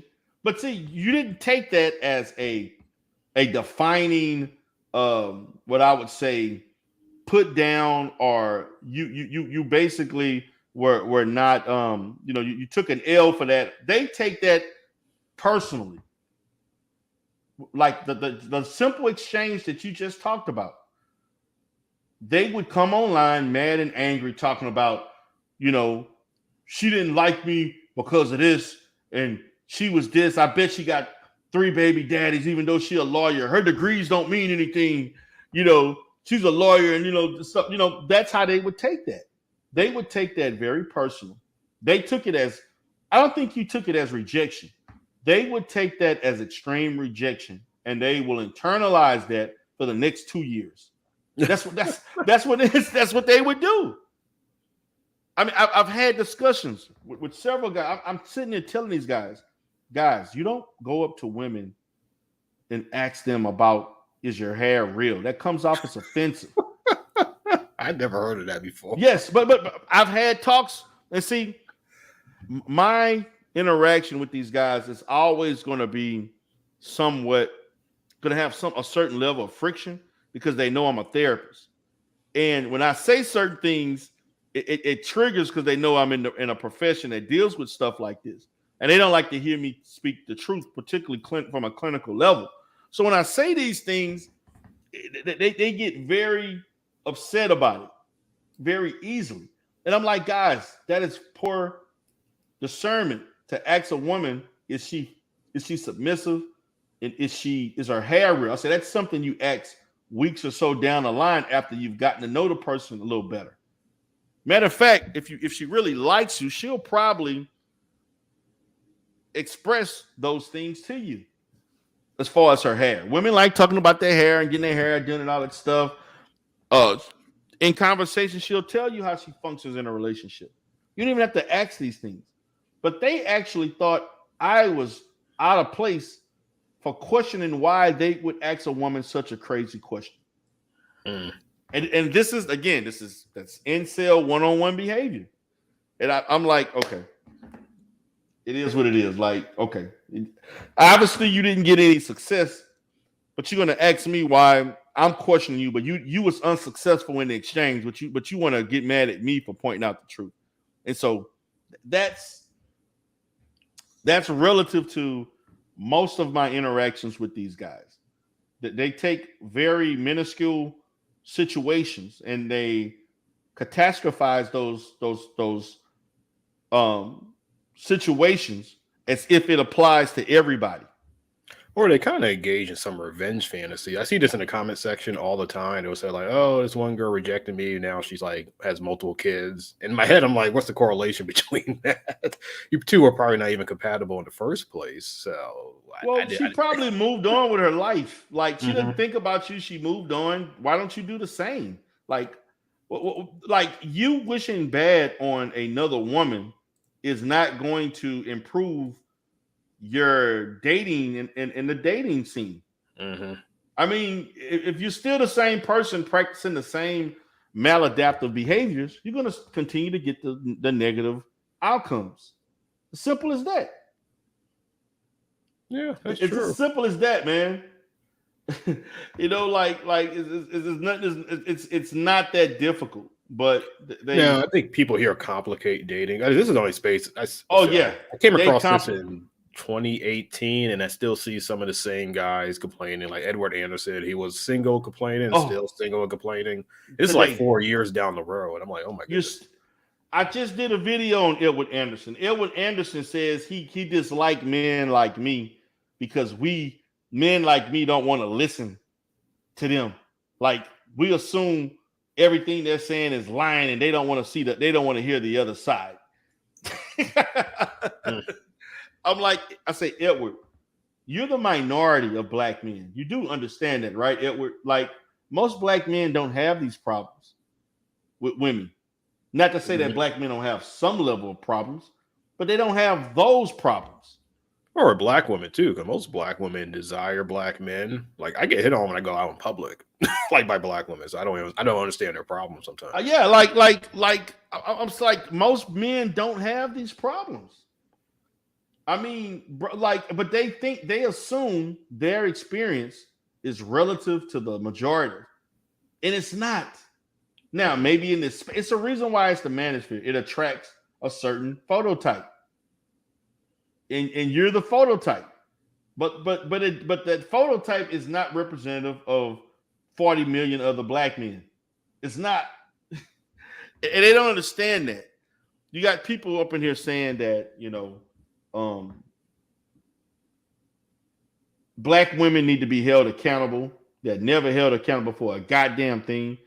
I'm like, why are you making such blanket statements that are not substantiated by anything, research or anecdotal? Like, and what gets me the most is the faulty analyzation of research. Mm-hmm. If you want to make me angry like that, to me is the most mind-boggling. I remember I think you made a comment on one of my I did a review with them about the Kerner Commission and the Moynihan report. Tying that to gynocracy, which I'm like, the Kerner Commission was literally just about the analysis of black communities that were erupting in people call them rise, but they were technically uprisings. Facts. But nothing about dating. I did not understand where that came from. The Moynihan report was the same.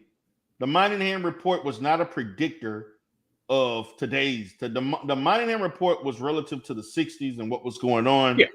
Mm-hmm. And it came from a very bias-leaning perspective from Moynihan himself. And the fact of, let's be honest with you, the government paid him to do that.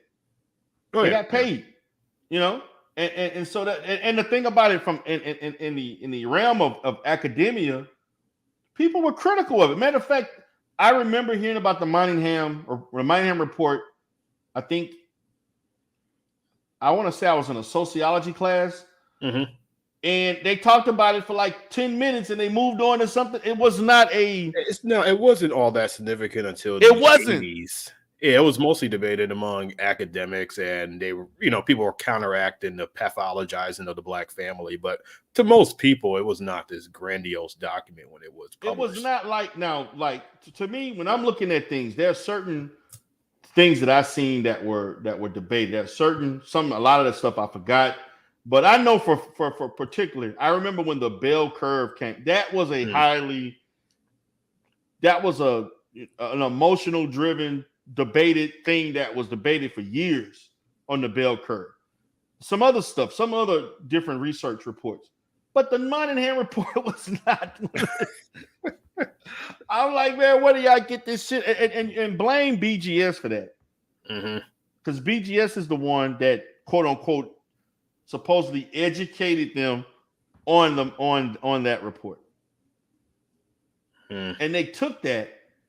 And I'm telling BGS, I said, BGS, did you read the results of the research? Did you read the methodology? Like, why are you assuming the Moynihan report measured the things that it was not designed to measure? You can't be making these presumptive inferences about stuff that was not intended for what you think it was intended for.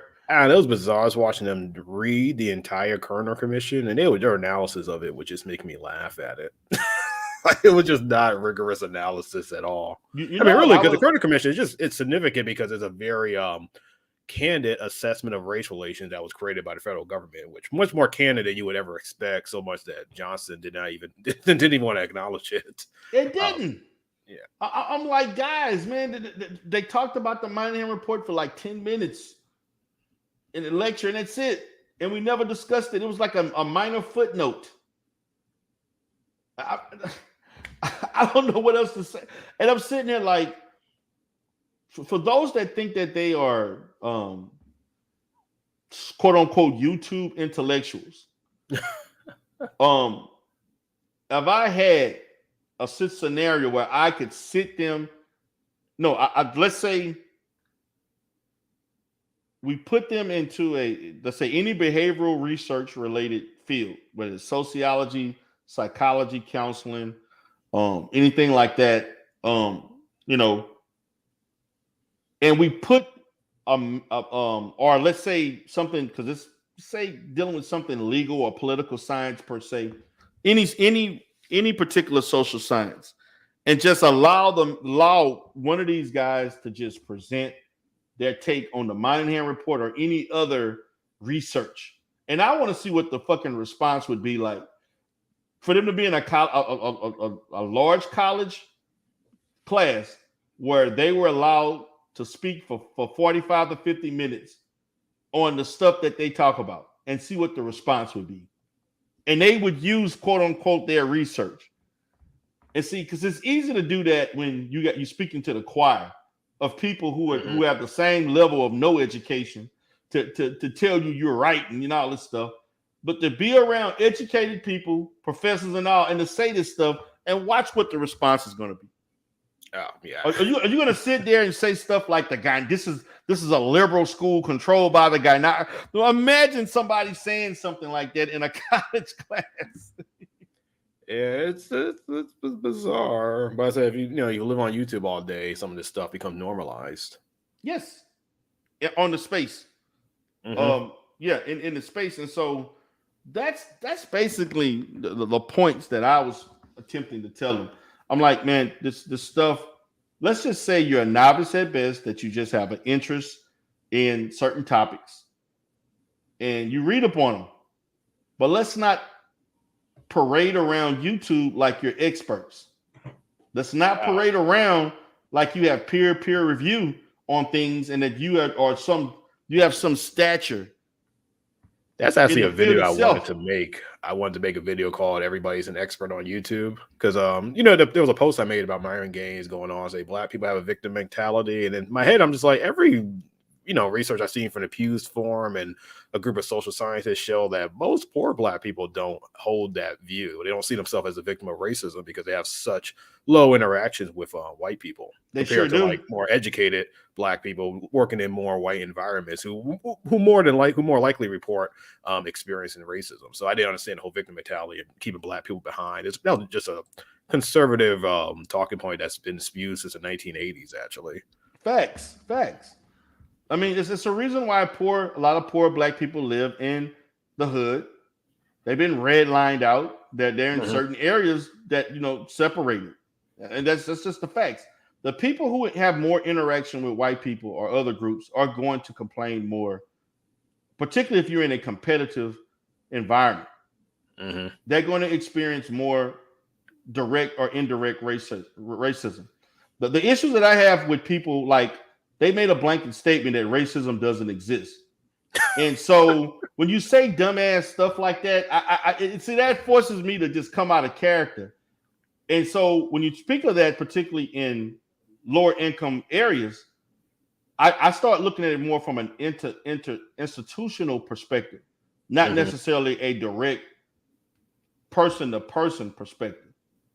You know what I'm saying? Like a low-funded schools. The teacher, like I talked about my own experience growing up, as far as only going to a school that was like 48% Black, but only having 3 Black teachers. Or I could cite you in Cleveland in the East Side suburbs, which pride themselves on being diverse. The city will be like 50-50 with Black, white, but the school district's 85% Black because most white families send their kids to private schools or Catholic schools. Right. So there's really no effort to truly integrate. No, they don't want to. What's up, Wacky World? What's up, brother? What's going on? What's up? What's going on? What's up, man? Chilling, just having a discussion. Hey, how you doing? All right. I hear y'all. Yeah, I've been listening for a while. And, this is coming from a member of the Manosphere. And, for years I've been disappointed with how the space have became. But I would like to respond to a comment you made earlier, D. Darrell, when you spoke about the Manosphere's bad interpretation of research, right? Yes. And to give one example, I'm sure Expose heard about this statistic, and I'm sure you did, when people in the Manosphere would give out this statistics talking about, 30% of men never had sex before and what have you, right? I've heard that. Yeah, I've heard that too. It's been a while since I heard it, but I did 30%. Like, seriously? It's really between 18 and 30 within a year. That's what the stat actually reports. Thank you. But they take it out as if this is something that's a lifetime that goes over a 30 to 40 year time span. No, it's mostly because young men living at home at increasing rates, and it just makes it hard to engage in casual or committed sexual relations with somebody when you live with your parents. Right. Exactly. That's one factor. And also that piece of research also spoke about how a lot of young people now don't really go out a lot. A lot of them, due to social media and technology, they stay at home and they prefer to be on social media and play video games. So younger people do not usually go out and mingle with the opposite sex as their predecessors once did. No, they don't. It had nothing to do with, females just didn't find males attractive. So expose, he knows that. He just basically took the words out of my mouth. About that. So it's like, okay, these, they, once again, you're talking about people who claim to be thinking black men, but yet they use a piece of research, but don't give the full truth of that piece of research. Right. And I'm like, okay, what is the agenda here? Because when people do that, the way I look at it is that people are purposely lying for an agenda. And I'm just like, okay, what's the agenda here? Saying that they're lying means that they know the truth, but to me, when you look at guys I've been in too many debates where these guys really believe what they're like. I've been in debates with BGS, with all the heavy hitters. I've had interaction with them, and these guys really believe this BS, and they will fight you tooth and nail for hours to get their point across. They really believe this. Some of them may be lying. Some, like there's like certain people that I know, they definitely look for research to fit their narrative. But a lot of these guys believe it. They actually believe this stuff. I'm convinced they believe it. I just hate to say it, but I do. I greatly believe that they believe this BS, and they think everybody else. Man, I've been cursed out, called everything but a child of God, kicked off of panels for saying exactly what you're just saying right now. So, my perspective, that's how I look at it. Yeah. So, I mean, I've seen too many. I mean, Expose has videos on people saying all kinds of stuff that ain't true. I mean, it goes all over the place, man, and they repetitively, and that's another thing that we got to look at. The expired talking points. Don't you know that they're still talking about talking points that they've been saying for like 5-6 years? They're still regurgitating the same talking points. What's up, BMT? Hey, what's going on, everyone? What's going on? What's up, man? How's everybody doing? Oh, well,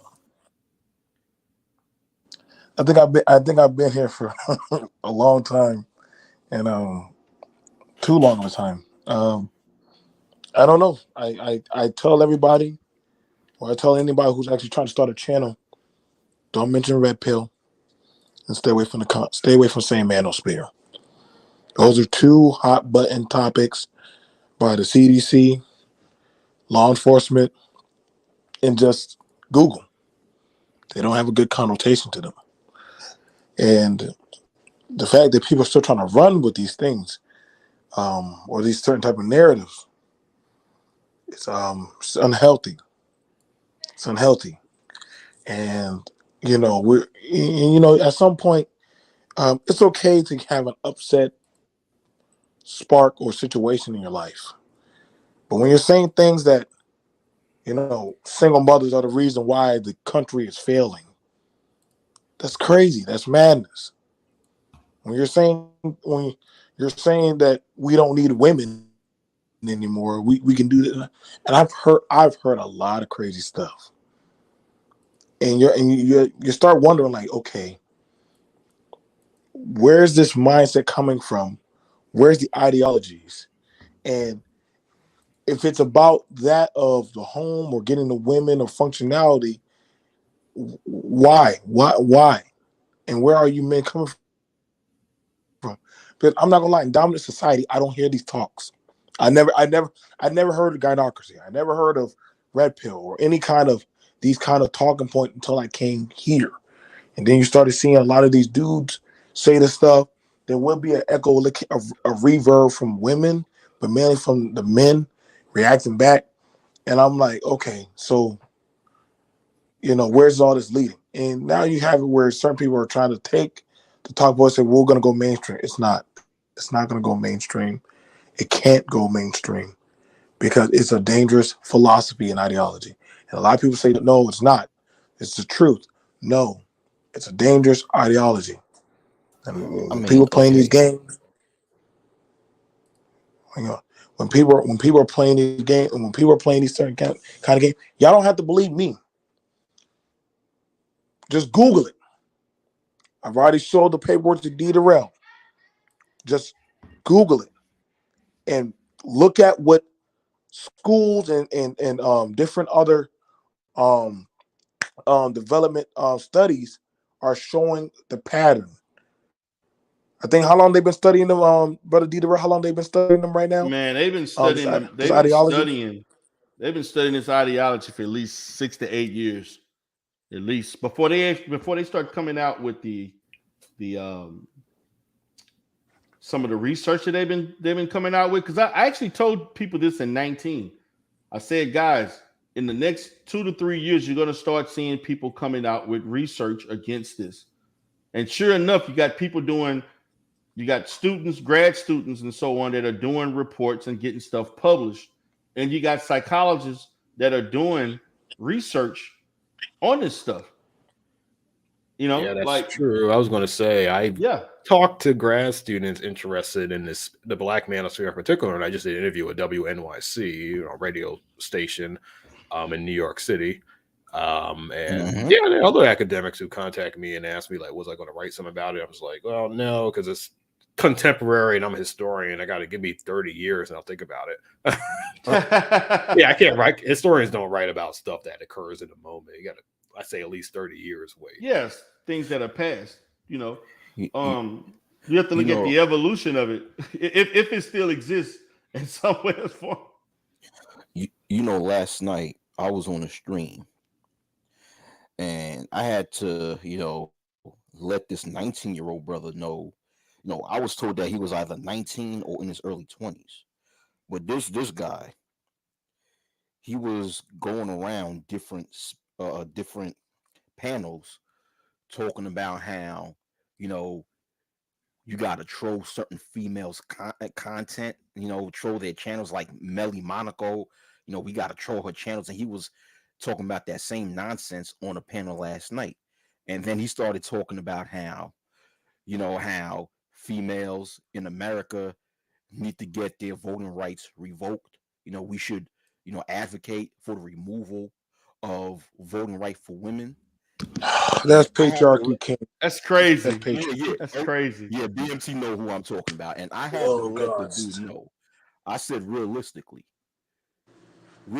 in America, as long as the United States of America, as we know it exists, you will never remove voting rights from women. That will never happen. And I let him know. I said, listen, if you're going to advocate for men, if you're serious about going in the place of a legislature and advocate for the rights of men, you have to advocate from a perspective of fighting for the government could practice true equality underneath the law. You got to come from that angle. You don't want to go to an angle where you want to have women's rights removed because you're just going to dig a bigger hole for yourself. It's not going to happen. It's a waste of time. Waste of But time. you see the thing about it. But you see, you know what the shamefulness of that you had to tell him that was that there were other people that sat there and listened, and they probably had people co-signing what he was saying. Yeah.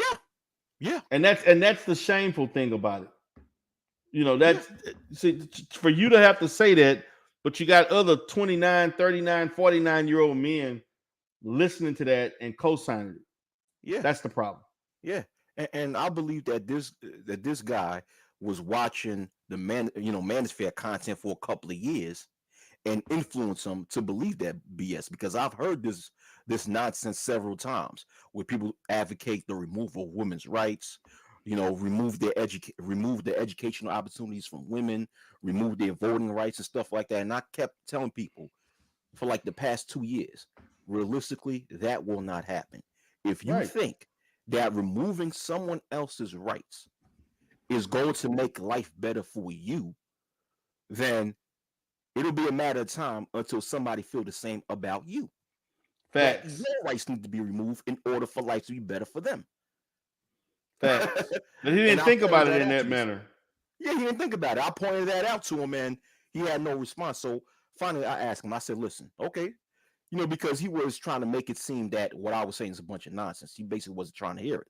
So I said, "Okay, this is what I have for you. I challenge you to go to any place's legislature and advocate for the removal of women's voting rights and see what happens." So he told me that there were organizations who were already doing that. So I asked him, have they succeeded?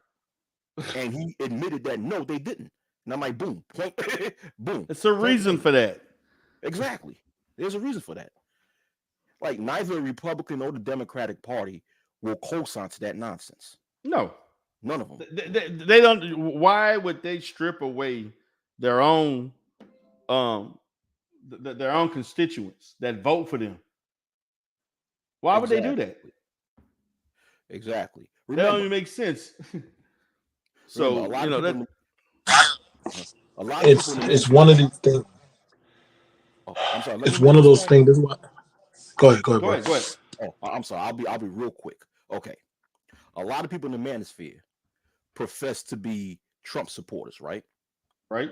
And if people support Trump, that's their freedom. I don't have no qualms against that. But just remember, Trump, when he got elected in 2016, he had a large female voting group that supported him. Right. A large percentage of females voted for him. So politicians benefited big time off of women voting. But I'm done saying that. Facts. They benefited. Matter of fact, people were astounded by the level of female support that Donald Trump received, based on all the misogynistic, crazy stuff that he said, grabbing women on the pussy and shit, doing all the women bleeding everywhere. The disrespect, they still voted for him. And so they look past that. I don't know, but for them, I don't know, they're like in a twilight zone or something. They're just, being in this space too long, especially if you don't have no other social interaction, can be detrimental to you intellectual wise, because you don't look at things full scale. You're only looking at it from a singular perspective. So it's crazy. But I get what you're saying. Anybody else want to comment? BMT? Yeah, well, see, I this is why, it amazes me, because that's why I said, damn, that's that patriarchy guy. And when we hear a lot of these conversations, we done heard from men bragging about women should die in this space. Right. We done heard people brag about children being beat and some atrocities. You know what I'm saying? I'm like, yo, dude, this is not how men should operate or think. Like, this is just not it. Like, no, man, back in the day, dude, that doesn't mean it was right. That don't mean it was right, man. Like, listen, y'all. Like, some of these things happen for a reason. Like, listen, man, I don't think women should work. Why? I don't understand. Like, why would you not want your woman to be able to work also? If you can make money and she can make money and y'all can have a better lifestyle, but no offense, a lot of successful people, their mate works. I don't know. Well, why does she need to go to school? Where's all this coming from? Like, y'all are like, you're hearing this crazy stuff. Men don't care about women's education. Bullshit. And y'all took that from y'all goddaddy. But any man that's ever been in any high octane thing, being able to brag off your woman has an education, Well, my wife is a doctor. My wife is a nurse. My wife does this. My wife works at the community doing this and that. Being able to brag off your works. Well, my kid does this. My kid makes AB honor roll. That's a brag. Functional society likes to be able to brag about the works in their household, but nah, I don't care if my wife can read. Nobody wants to hear that shit. Nobody wants that. That's crazy. But in today's society, in order for a household to function, that household, of course, needs more than one income. Right. There's more than one income that is needed within that household for them to function properly, especially when we're living at a time where the cost of living is going up. Right. We're witnessing one of the highest inflations ever in the United States of America. You know what I'm saying? So, and a lot of these guys, if they say they don't want their female to work, now, don't get it twisted. I'm the type of person that if a couple agrees on the man being the sole breadwinner and it's mutually agreed by that couple and it works for them, fine. But usually in that type of scenario, that man makes enough income alone to support the whole household. A lot of males on here are not living like that. No, they're not. And that was the point I tried to make the BGS. He was sitting there. You had people on like BGS and what's the guy named the military guy, Sergeant the general. We're talking about black men being able to support families making $45K a year. No. I'm like, where you living at with $45K? You're like, you can't live off that shit. What's up, Sexy Red TV? What's up? 45K a year. Yes. They how many kids? A family of 4, 2 or 3 or more kids. You should hold on. The general stated, Sexy Red, that if black people would just, you want to have a cell phone. We're talking about somebody that's been in the military for 20 years and has never not had the assistance of the government. So how would he know what it would take? Hey, he sat there, him and BGS argued me down about 45K being enough. I said, brother, 45K is not enough to take care of your wife and 2 or 3 other children. It's not. I said, you can barely take care of yourself with 45K, better yet trying to take care of a wife, stay-at-home wife at that, and children. I'm sorry. I'm like $3,750 a month. So yeah. $3,750. Half of that is going towards the rent. Half of that's going to the rent. Car notes. Yeah. Car insurance. Car note, car insurance. You ain't gonna have no money for food. Like what, $200 left over for food? that's and a lot. As quiet as it's kept, a lot of these couples get assistance from the government. They get, even with the man in the house. Right, exactly. So I'm like, why would you say this? Like, so you're gonna tell black men thinking they could make, which is like barely above working class, lower middle class. Mm-hmm. I mean, now if both parties are making 45K, you can work with 90K between both two your husband and wife or family with 90,000. You can, depend on what cities, you can make that work, but not with one. But one party is not, one man making 45K is not going to take care of the family. It's not. I don't know what world they live in. I'm expensive. Period. I'm expensive. I gotta work. Oh, you gotta be kept, huh? Yeah. Uh-oh. Tell me what that requires. Well, personal needs like feminine care products, my beauty products. That hair done, get the nails done, get the feet taken care of. I gotta look good. You want me to present myself well to others. I'm an extension of you, so you want me to look my best at all times. Now that don't mean go overboard with the shit.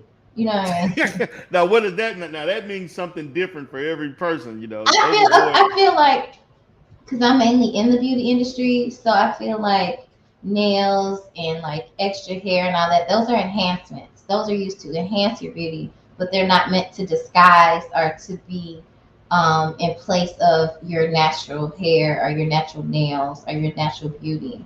It's not to hide it every day. Right. So let me ask you a question.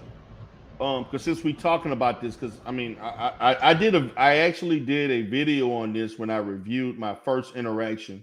Well, not the first one, but when I was on Amiri's channel when I was talking to BGS in a general, we were arguing about in order to for it's relative to the woman as far as, let's say, you know her staying at home. What's going to make you feel secure?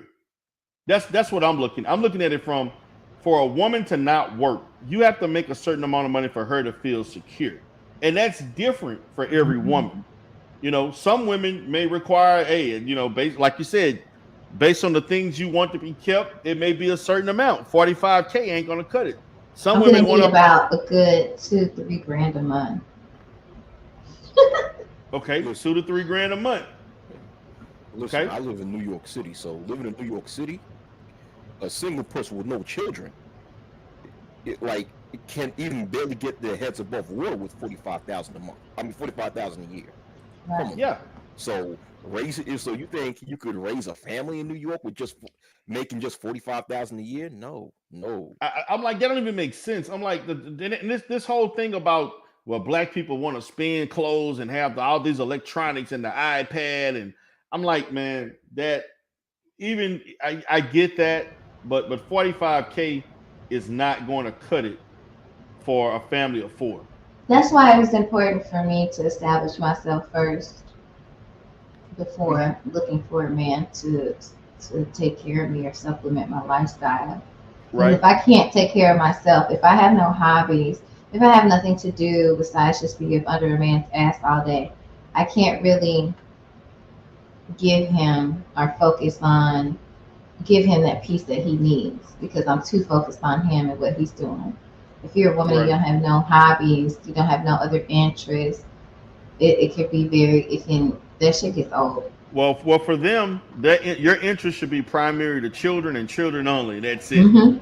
Like, you're limited. And I was trying to tell them, I said, okay, I can understand if you're a man making maybe over $80,000+ a year, and you, depending on the city, that you would want your wife to stay home to raise children. But my thing is, these kids are going to be school age.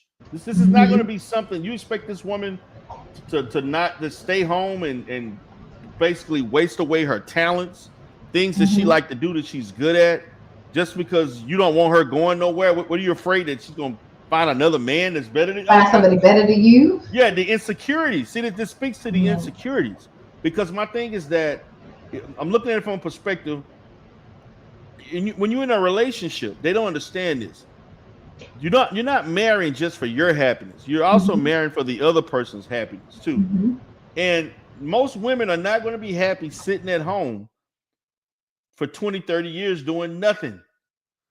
I mean, especially if they have interests and talents, they want to utilize those things. And you know what's crazy is they'll flip it and say that when the woman is staying home, when they get home, all she does is snag. No, she has to talk to anybody all day but these kids. If she's talking to the kids all day, you're the only adult that she really can talk to. And then you say it's nagging, or she doesn't give me peace, or it's the flip flop for me.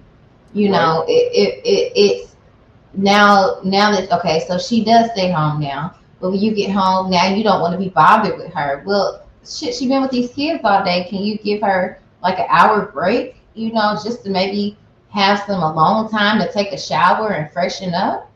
You know, that's what the woman is talking about. They're not talking.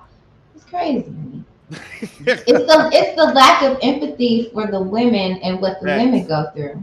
They don't understand. They don't understand. And see, to me, that goes with the fact that this is one of the prime symptoms of why they have issues with women, because they don't know how to connect. They don't know how to look at things from their perspective. You don't even try to look out what's in the interest of this woman. You don't even look at that. You don't even attempt to look at none of those things. You know, it's one thing to critique the bad behavior of females in society. But you have to Right. do it in a balanced nature. You have to be balanced about it. And that's my problem with a lot of males in the manosphere. They're not balanced. You know, I mean, Right. they'll go off. Like if you make any content, okay, if you make a video and just say anything about a specific female, it might not even be something negative about that female, right? Mm-hmm. They'll come and seem like they'll come and be in a trance or something and start getting defensive, talking about I don't care about this, blah blah blah blah blah blah. Blah. You know, it reminds me of one time I did a live. I made a live stream about the professional basketball player who's in jail in Russia, Brittany Griner, right? And I was reading the article. In the article, it was a female writer, and she was stating that, you know, if female athletes had the same amount of pay as male athletes, then Brittany Griner would have not been in jail in Russia, right? So I was really disagreeing with the article. But then when I read the comments in the comment section, I guess because the video was about, the live was about a so-called black female. You had so-called black males in the comment section that was getting defensive, calling Brittany Griner a transgender, talking about I don't care about her if she's in prison and stuff like that. And then I had to stop reading the article, to pause the article, and tell the people, in the comment section, I was like, listen, this video is not about whether or not you care about Brittany Griner. This video is not about if you think she's a transgender. This video is specifically about disagreeing with an article. That's all it is. Why can't we just stay on topic? It's like if a video has any type of mention of a female, these guys will go in a trance and get defensive and say all sorts of dumb shit. Excuse my language. That's okay. You got it. It's the lack of balance that I can't stand with a lot of these guys on here, man. I was on the panel earlier today, and I like to mess around a little bit, but I know when to stop and when to pull back. But when I do, that's when they take it for a weakness, or you know what I mean? And then it's, oh, you can't have kids, and you're not married, and this and that. And I'm like, okay, so does that make you feel like a man? That you're telling me that you're shaming me for not having children? But if I did have children, you would shame me still. So it doesn't matter what a black woman does. It's going to be viewed negatively by them. They tried to shame you for not having children?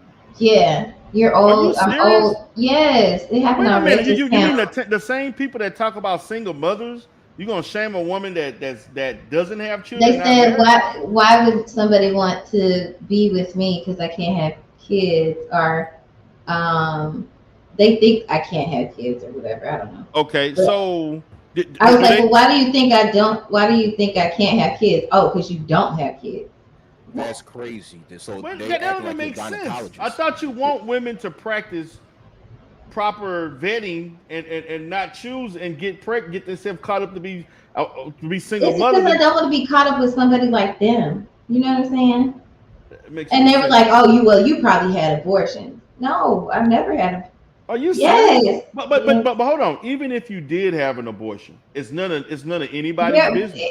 I've never had, but the thing is that, and then in the chat they're like, "Oh, you're trying to be victim," and I'm like, no, just because you say I'm being a victim doesn't mean they're just trying to trigger me. It's like I said, it's like getting on these panels is like dangling red meat in front of y'all when it's a woman. They'll say all these crazy ass things and wonder why they don't get respect from women in real life. Facts. They don't understand it, man. Like they beg for respect. How they beg for it. They crave it. And a lot of it is because their own mothers don't respect them. Right. Yeah, there is some issues with the way they were brought up and issues with mothers. A lot of times their mothers have 4 or 5 different baby daddies themselves. And they hate their mother for that. And so every woman that has that same but they don't hate their fathers. for not being around. They don't say nothing about men. No, they don't. They don't hate their fathers for that. choosing their mother, who wasn't worth shit, like they like to say. Damn, that's crazy. It is crazy, but it's the shit that they say. I'm not saying that about them. That's what they say. And when it comes around all the way full circle, they have the Oedipus complex. They want to be in relationships more than what they are with their mother. Mm-hmm. Yeah. It was Sexy Red. Remember when I was on that panel? I forgot on whose channel, and then you made a comment, responded to something that I said. So then I responded to your comment, and then homeboy that was on the panel speaking, he just went off and started calling you all sorts of names. I'm like, mm-hmm. You know what I'm talking about, right? Mm-mm. Oh, you don't remember that time I'm talking about homeboy? You remember when okay, I think you can say the name. I don't care if you don't want to name drop. I mean, it's okay, but okay, I don't mind. Sexy Red. It was months ago when I was on Past the $40 live stream. With the man. Mm-hmm. Yeah. Not the man, but the man was not the one saying that. It was a full panel, and then I said something about feminism. I said something about I spoke about an article about a lot of females engaging in witchcraft. You know what's wild is it happens so much. Oh damn! It does. Right, never mind. It happens a lot. It does, and dang, that's crazy. Yeah, I know. Maybe I'm a glutton for punishment, but it does happen a lot. I get disrespected a lot, but I mean, it is what it is because this is a male space, so I can't really, say much. But fuck them. Yeah, man, these guys. Because a lot of them in real life wouldn't approach me. They know they couldn't. They wouldn't be. They're not my type. So this is the only way that they could get that their lick back. You know what I'm saying? That's crazy, man. They just say some of the craziest stuff, man. It's just appalling how they get away with some of this crazy. Your eggs are powdered. Yeah, what? Yeah. You're a cum dumpster. Yes. Now that's disrespect. They called you a cum dump. Are you serious? Yeah, it's crazy. But see, this is the thing. Beneath all of that, I don't know how long. I know Wacky Word, you've been here for a while, but don't you know beneath all of that, one of the biggest things you see is every now and then you get somebody that gets caught up with super simping on some of these females. Every year or two, somebody gets exposed for super simping. Yeah. Like. Yeah. I really don't think it's. I don't think it's simping. I don't believe in. I don't. No. I'm talking about simping in the manner. To me, simping is the way they think of simping. I'm not talking about you just literally treating somebody nice. I'm talking about you super simping in a sense of you just going above and beyond for somebody that don't really fuck with you like that. There's been a history of that in this sector. Yeah. Like in the back chats, the stuff with Jessica X is a big example of super simping. Like, I don't know if she still parades around the sector like that, but there were guys offering refrigerators and stoves. I think she took a step back because she felt like she just anything that she did, she would just get attacked for it. Yeah, but see that's karma because she did that to other people. Oh, okay. Well, yeah. I don't know. Yeah, that's what she did to become. She attacked every woman that the manosphere talked about, and she took their talking points and just regurgitated everything that they said. She attacked women and she attacked men that opposed certain men that she was cool with. That's how she became popular. It was that's so that's only that's karma. You did that to other people, so it comes back to you. Yeah. And she attacked a bunch of people, man. Like since I think Jessica X been around since late 2019. I mean 19, I think. Man, she attacked late 2018, I think. It's 18 or 19. But she attacked people. And so now you get attacked back. I don't know who this is. Anybody know a Mr. Pookie? It's Sir Pookie Truth who is talking all that shit. Hold on. Somebody told me somebody was talking on my name when this little what y'all got going on over here. I'm just wondering why. Could somebody explain it? Who the hell is it? Sir Truth. Sir Truth. I don't even know who you are. I don't know who that is. I have no idea who you are, brother. Sir Pookie. Okay, the Wacky World Wacky. You wasn't talking shit on my name. Why are you so loud? No, what did I say? Nah, somebody said you was somebody said you was on here saying you was on a panel with me last night, and I was talking a whole bunch of shit. How was you on the panel with me if I wasn't even on no panels last night? What panel was you even talking about? That was not you. I was not talking about you. Oh, okay. It wasn't you. Making sure. Don't really be talking shit, man. No, he was talking about the man.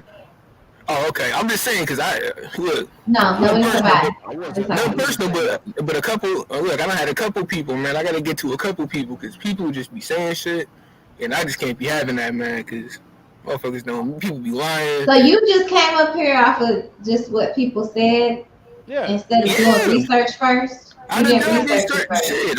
Sound like you was looking for some smoke. That's what you right. I thought I was getting smoked out. Hold on, I thought the smoke was on me. No, you gotta research first before you did that. I used to be like that when I was younger. Let me tell you this. Just pop off for no reason and not even researching and well, it ain't for no reason because a couple panels was talking shit about me there. Some Mr. Pookie, I gotta get to some other niggas though. Mr. Pookie, who told you that I was talking shit about you? I'm just curious. Well, Nino said he was in the chat. So Nino? he said oh shit. Yeah. Really? What he saying, man? The nigga just called me, bro. Because first of all, when I gave that story, I didn't put anyone's name, but I was. Are you talking about coffee, Nino? You know I'm talking about Nino, man. Hold on, Nino said that because I didn't say yes. Name. I don't even know who you are. I don't know you. But you said I was talking shit and all that. Look, but it don't matter if you don't know me. If you no, it wasn't you. No, it really wasn't you. Hold on, Sexy Red. I can speak for myself, but thank you. Oh, I'm sorry. Nah, dude, I'm telling you, I was not talking about you. I gave that story, but you was not the person I'm talking about. Okay, for sure. If that's the case, then for sure, look, but I'm telling you, people be on this space, they don't know you, niggas be spreading lies, and the explorer, what's his name? The exposed the manosphere. That's the other nigga. I gotta get to that nigga because he actually was talking shit about me. I need to get to that nigga. Where the fuck he be at? Well, you came in late because he was here, so you bitch ass nigga. You had a chance. They don't be saying nothing. They be throwing rocks and Sir, shit. can you put a shirt on though? Can you put a shirt on first? That's my profile pic. I can't. That's like my profile pic. I can't like put a shirt on my profile. You gonna come in all late with some smoke for right. exposing. He left 20 minutes ago. Now you want to come up? I didn't even know this was going on. Niggas be hiding, ducking, and dodging and shit. Where you at on the main space? Who's scared of you? Ain't nobody scared of you, baby. Really? Yeah, nigga scared. Why you dropping videos? Why you dropping videos? This nigga drop a whole motherfucking stream on me talking about some Sir Pookie, but then he ducking and dodging on D-Rail and shit. I ain't know this was even going on, man. That's another one over there that be talking shit. Little snake in the grass. Really? Expose the manosphere. What the fuck? Well, you missed him, brother. You had a chance to confront him. Okay, where he be at? He be coming on here like Yeah, he come over here. I'm almost not all the time, but I say every other time I go live, he'll pop up. You just missed him 20 minutes ago. He was on here 20. I don't know what. You left like about almost a half hour ago. Yeah, so you had your chance. You came in late. Shit, I'm gonna get his ass. I can't believe Nino said that I was talking about you, man. I thought Nino was cool. I had to make sure, bro. Look. So this is how me and Nino had got into it, because he came onto a panel that I was on. And he wanted to bring up somebody else, and she said something about black women, and I was like, so you came over here to tell me about that? Like, I'm not about to go pop off on somebody because they got something to say about some shit I don't even know about. So he got mad, and I think he blocked me, but it's fine. I don't give a fuck. Right. Because first of all, you're not. That's the kind of people I stay away from. Is people. So and so was talking about you, but don't got no kind of receipts, nothing. Like, and then to find out the chick wasn't even talking about me. It was just in general. Like, bye.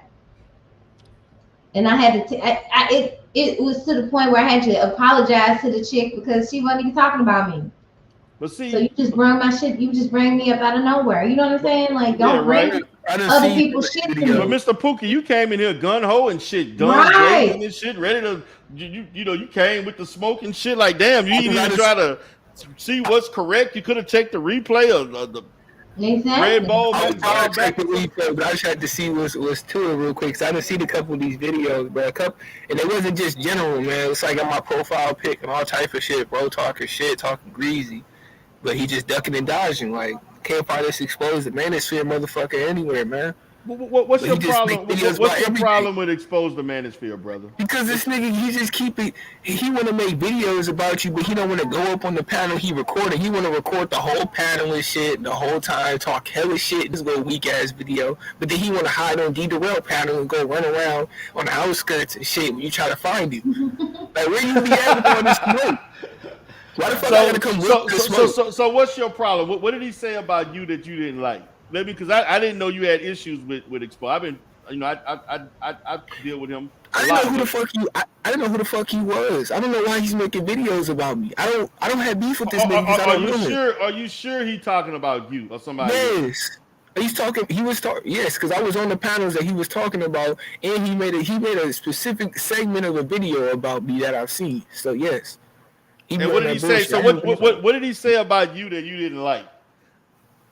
Look, bro, he's just trying to be up on the panel and fucking censor me and mitigate my way of articulating myself, like trying to dumb me down and shit, trying to say that I'm purporting myself as this and that, and why are they allowing me up on the panel and shit? They allowed me up on the panel because, look, I'm in school, I'm in college on the way to get my fucking degree, get my master's in computer science, bro. I got some shit going on, bro. I'm not in my fucking room with the fan on and shit, editing videos, talking about other people that I don't even know that I want to be like. Yeah, but you didn't give me you didn't give me any specifics on what he said to. You just saying he said it was a whole bunch of bullshit. He was talking about how allowing him up on the panel, he's such a nuisance and all this other bullshit, because of one instance that I think we may have had one encounter where we may have got into it because he probably came up on the panel saying some bullshit, because he's an uneducated brother and he's very contentious. Whenever I was seeing his content and he's talking about the space, he's a very contentious kind of guy and shit. So I can imagine getting into it, and then he's like, "Oh, fuck him," but man, fuck you, because I don't know you. So stop making videos about people. And the other thing is, the reason why I'm getting to him so heavy is because we've had other people in the manosphere try to dox motherfuckers and post people's face and shit and post people's addresses, expose your family members. Like what's the other cat? Because BGS got exposed. BGS been exposed. Yeah, BGS been exposed, but a couple people got exposed. What was the fucking... The sweaty dude, the dude that be on the panels, like, what's his fucking name? The sweaty dude. What the fuck? It's the fucking.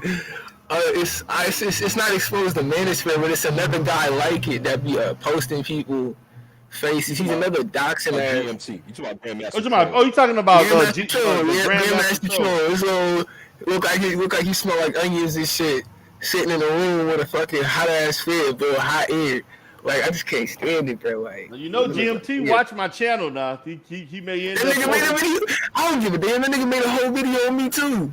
I don't know him either. Mr. Pookie, this nigga said. Let me ask you a question, Mr. Pookie. Mr. Pookie, bro, you know what the deal is. I see your video, bro. We're not gonna do this. Who you talking to? Thank you for having me, D-Darrell.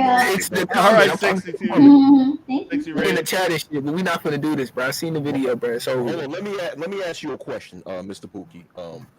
Sexy Red, have a good night. But let me ask you: do you advocate for removal of voting rights for women? Do you believe women shouldn't have voting rights? Nigga, no. Yeah, they should have voting rights. Why not? They pay tax dollars. You know what I'm saying? They contribute to society in various ways. Okay, then I definitely wasn't talking about you because what I was talking about earlier with D. Durrell was that I was on the panel last night and I had to convince this 19, 20-year-old person that the removal that female voting rights will never go away in the United States. And the reason why I was telling that was because he was advocating for that. He was advocating for the removal of women to not have voting rights. And I told him that realistically, that'll never happen. So I don't know how someone could take what I said and turn around and said that I was talking about you, because I didn't even put anybody's name on it. You know? Yeah. Right? Are you there, brother? Yeah, I'm there, but yeah, I hear what you're saying. Yeah, that's definitely never my position. So if that's the case, then the guy he sounds like you're talking to probably sounds pretty ignorant. So I wouldn't even read into him advocating for that, because they got that for actual reasons, like logical reasons beyond just like taxpayer reasons, monetary reasons, and them wanting it. So. But I mean, yeah, beyond that point, I'm just talking about this. I was generally just talking to expose the manosphere, because he talking about who is this guy. But dude, you have a whole cutout clip of me talking in your fucking video. You're talking shit. I've seen it, bro. Please stop, my nigga. Don't sit here and act like who is this guy. Stop recording content of people, you fucking weirdo. Make your own shit. Why are you recording everyone's shit? Yo, D. Durrell, man, yo, it's about time for me to bounce, man. So have a good night, man. Yo, y'all have a good night. Y'all be easy. Hey, yeah, you have a good night, yeah. All right, thank you. You too. All right. How the fuck am I exaggerating? I didn't say you were talking about me the whole video. I just said you made a video, a part of a segment about me where you were talking shit. I seen the little segment, my nigga. All right, brother. I'm back. So, brother, I'm getting ready to go ahead and drop this out, man. Any last words, man? I'm gonna have to hit you and expose on the next one, man, because you caught us off. That's it. All right, That's brother. it. Okay. Yeah, you have a good night.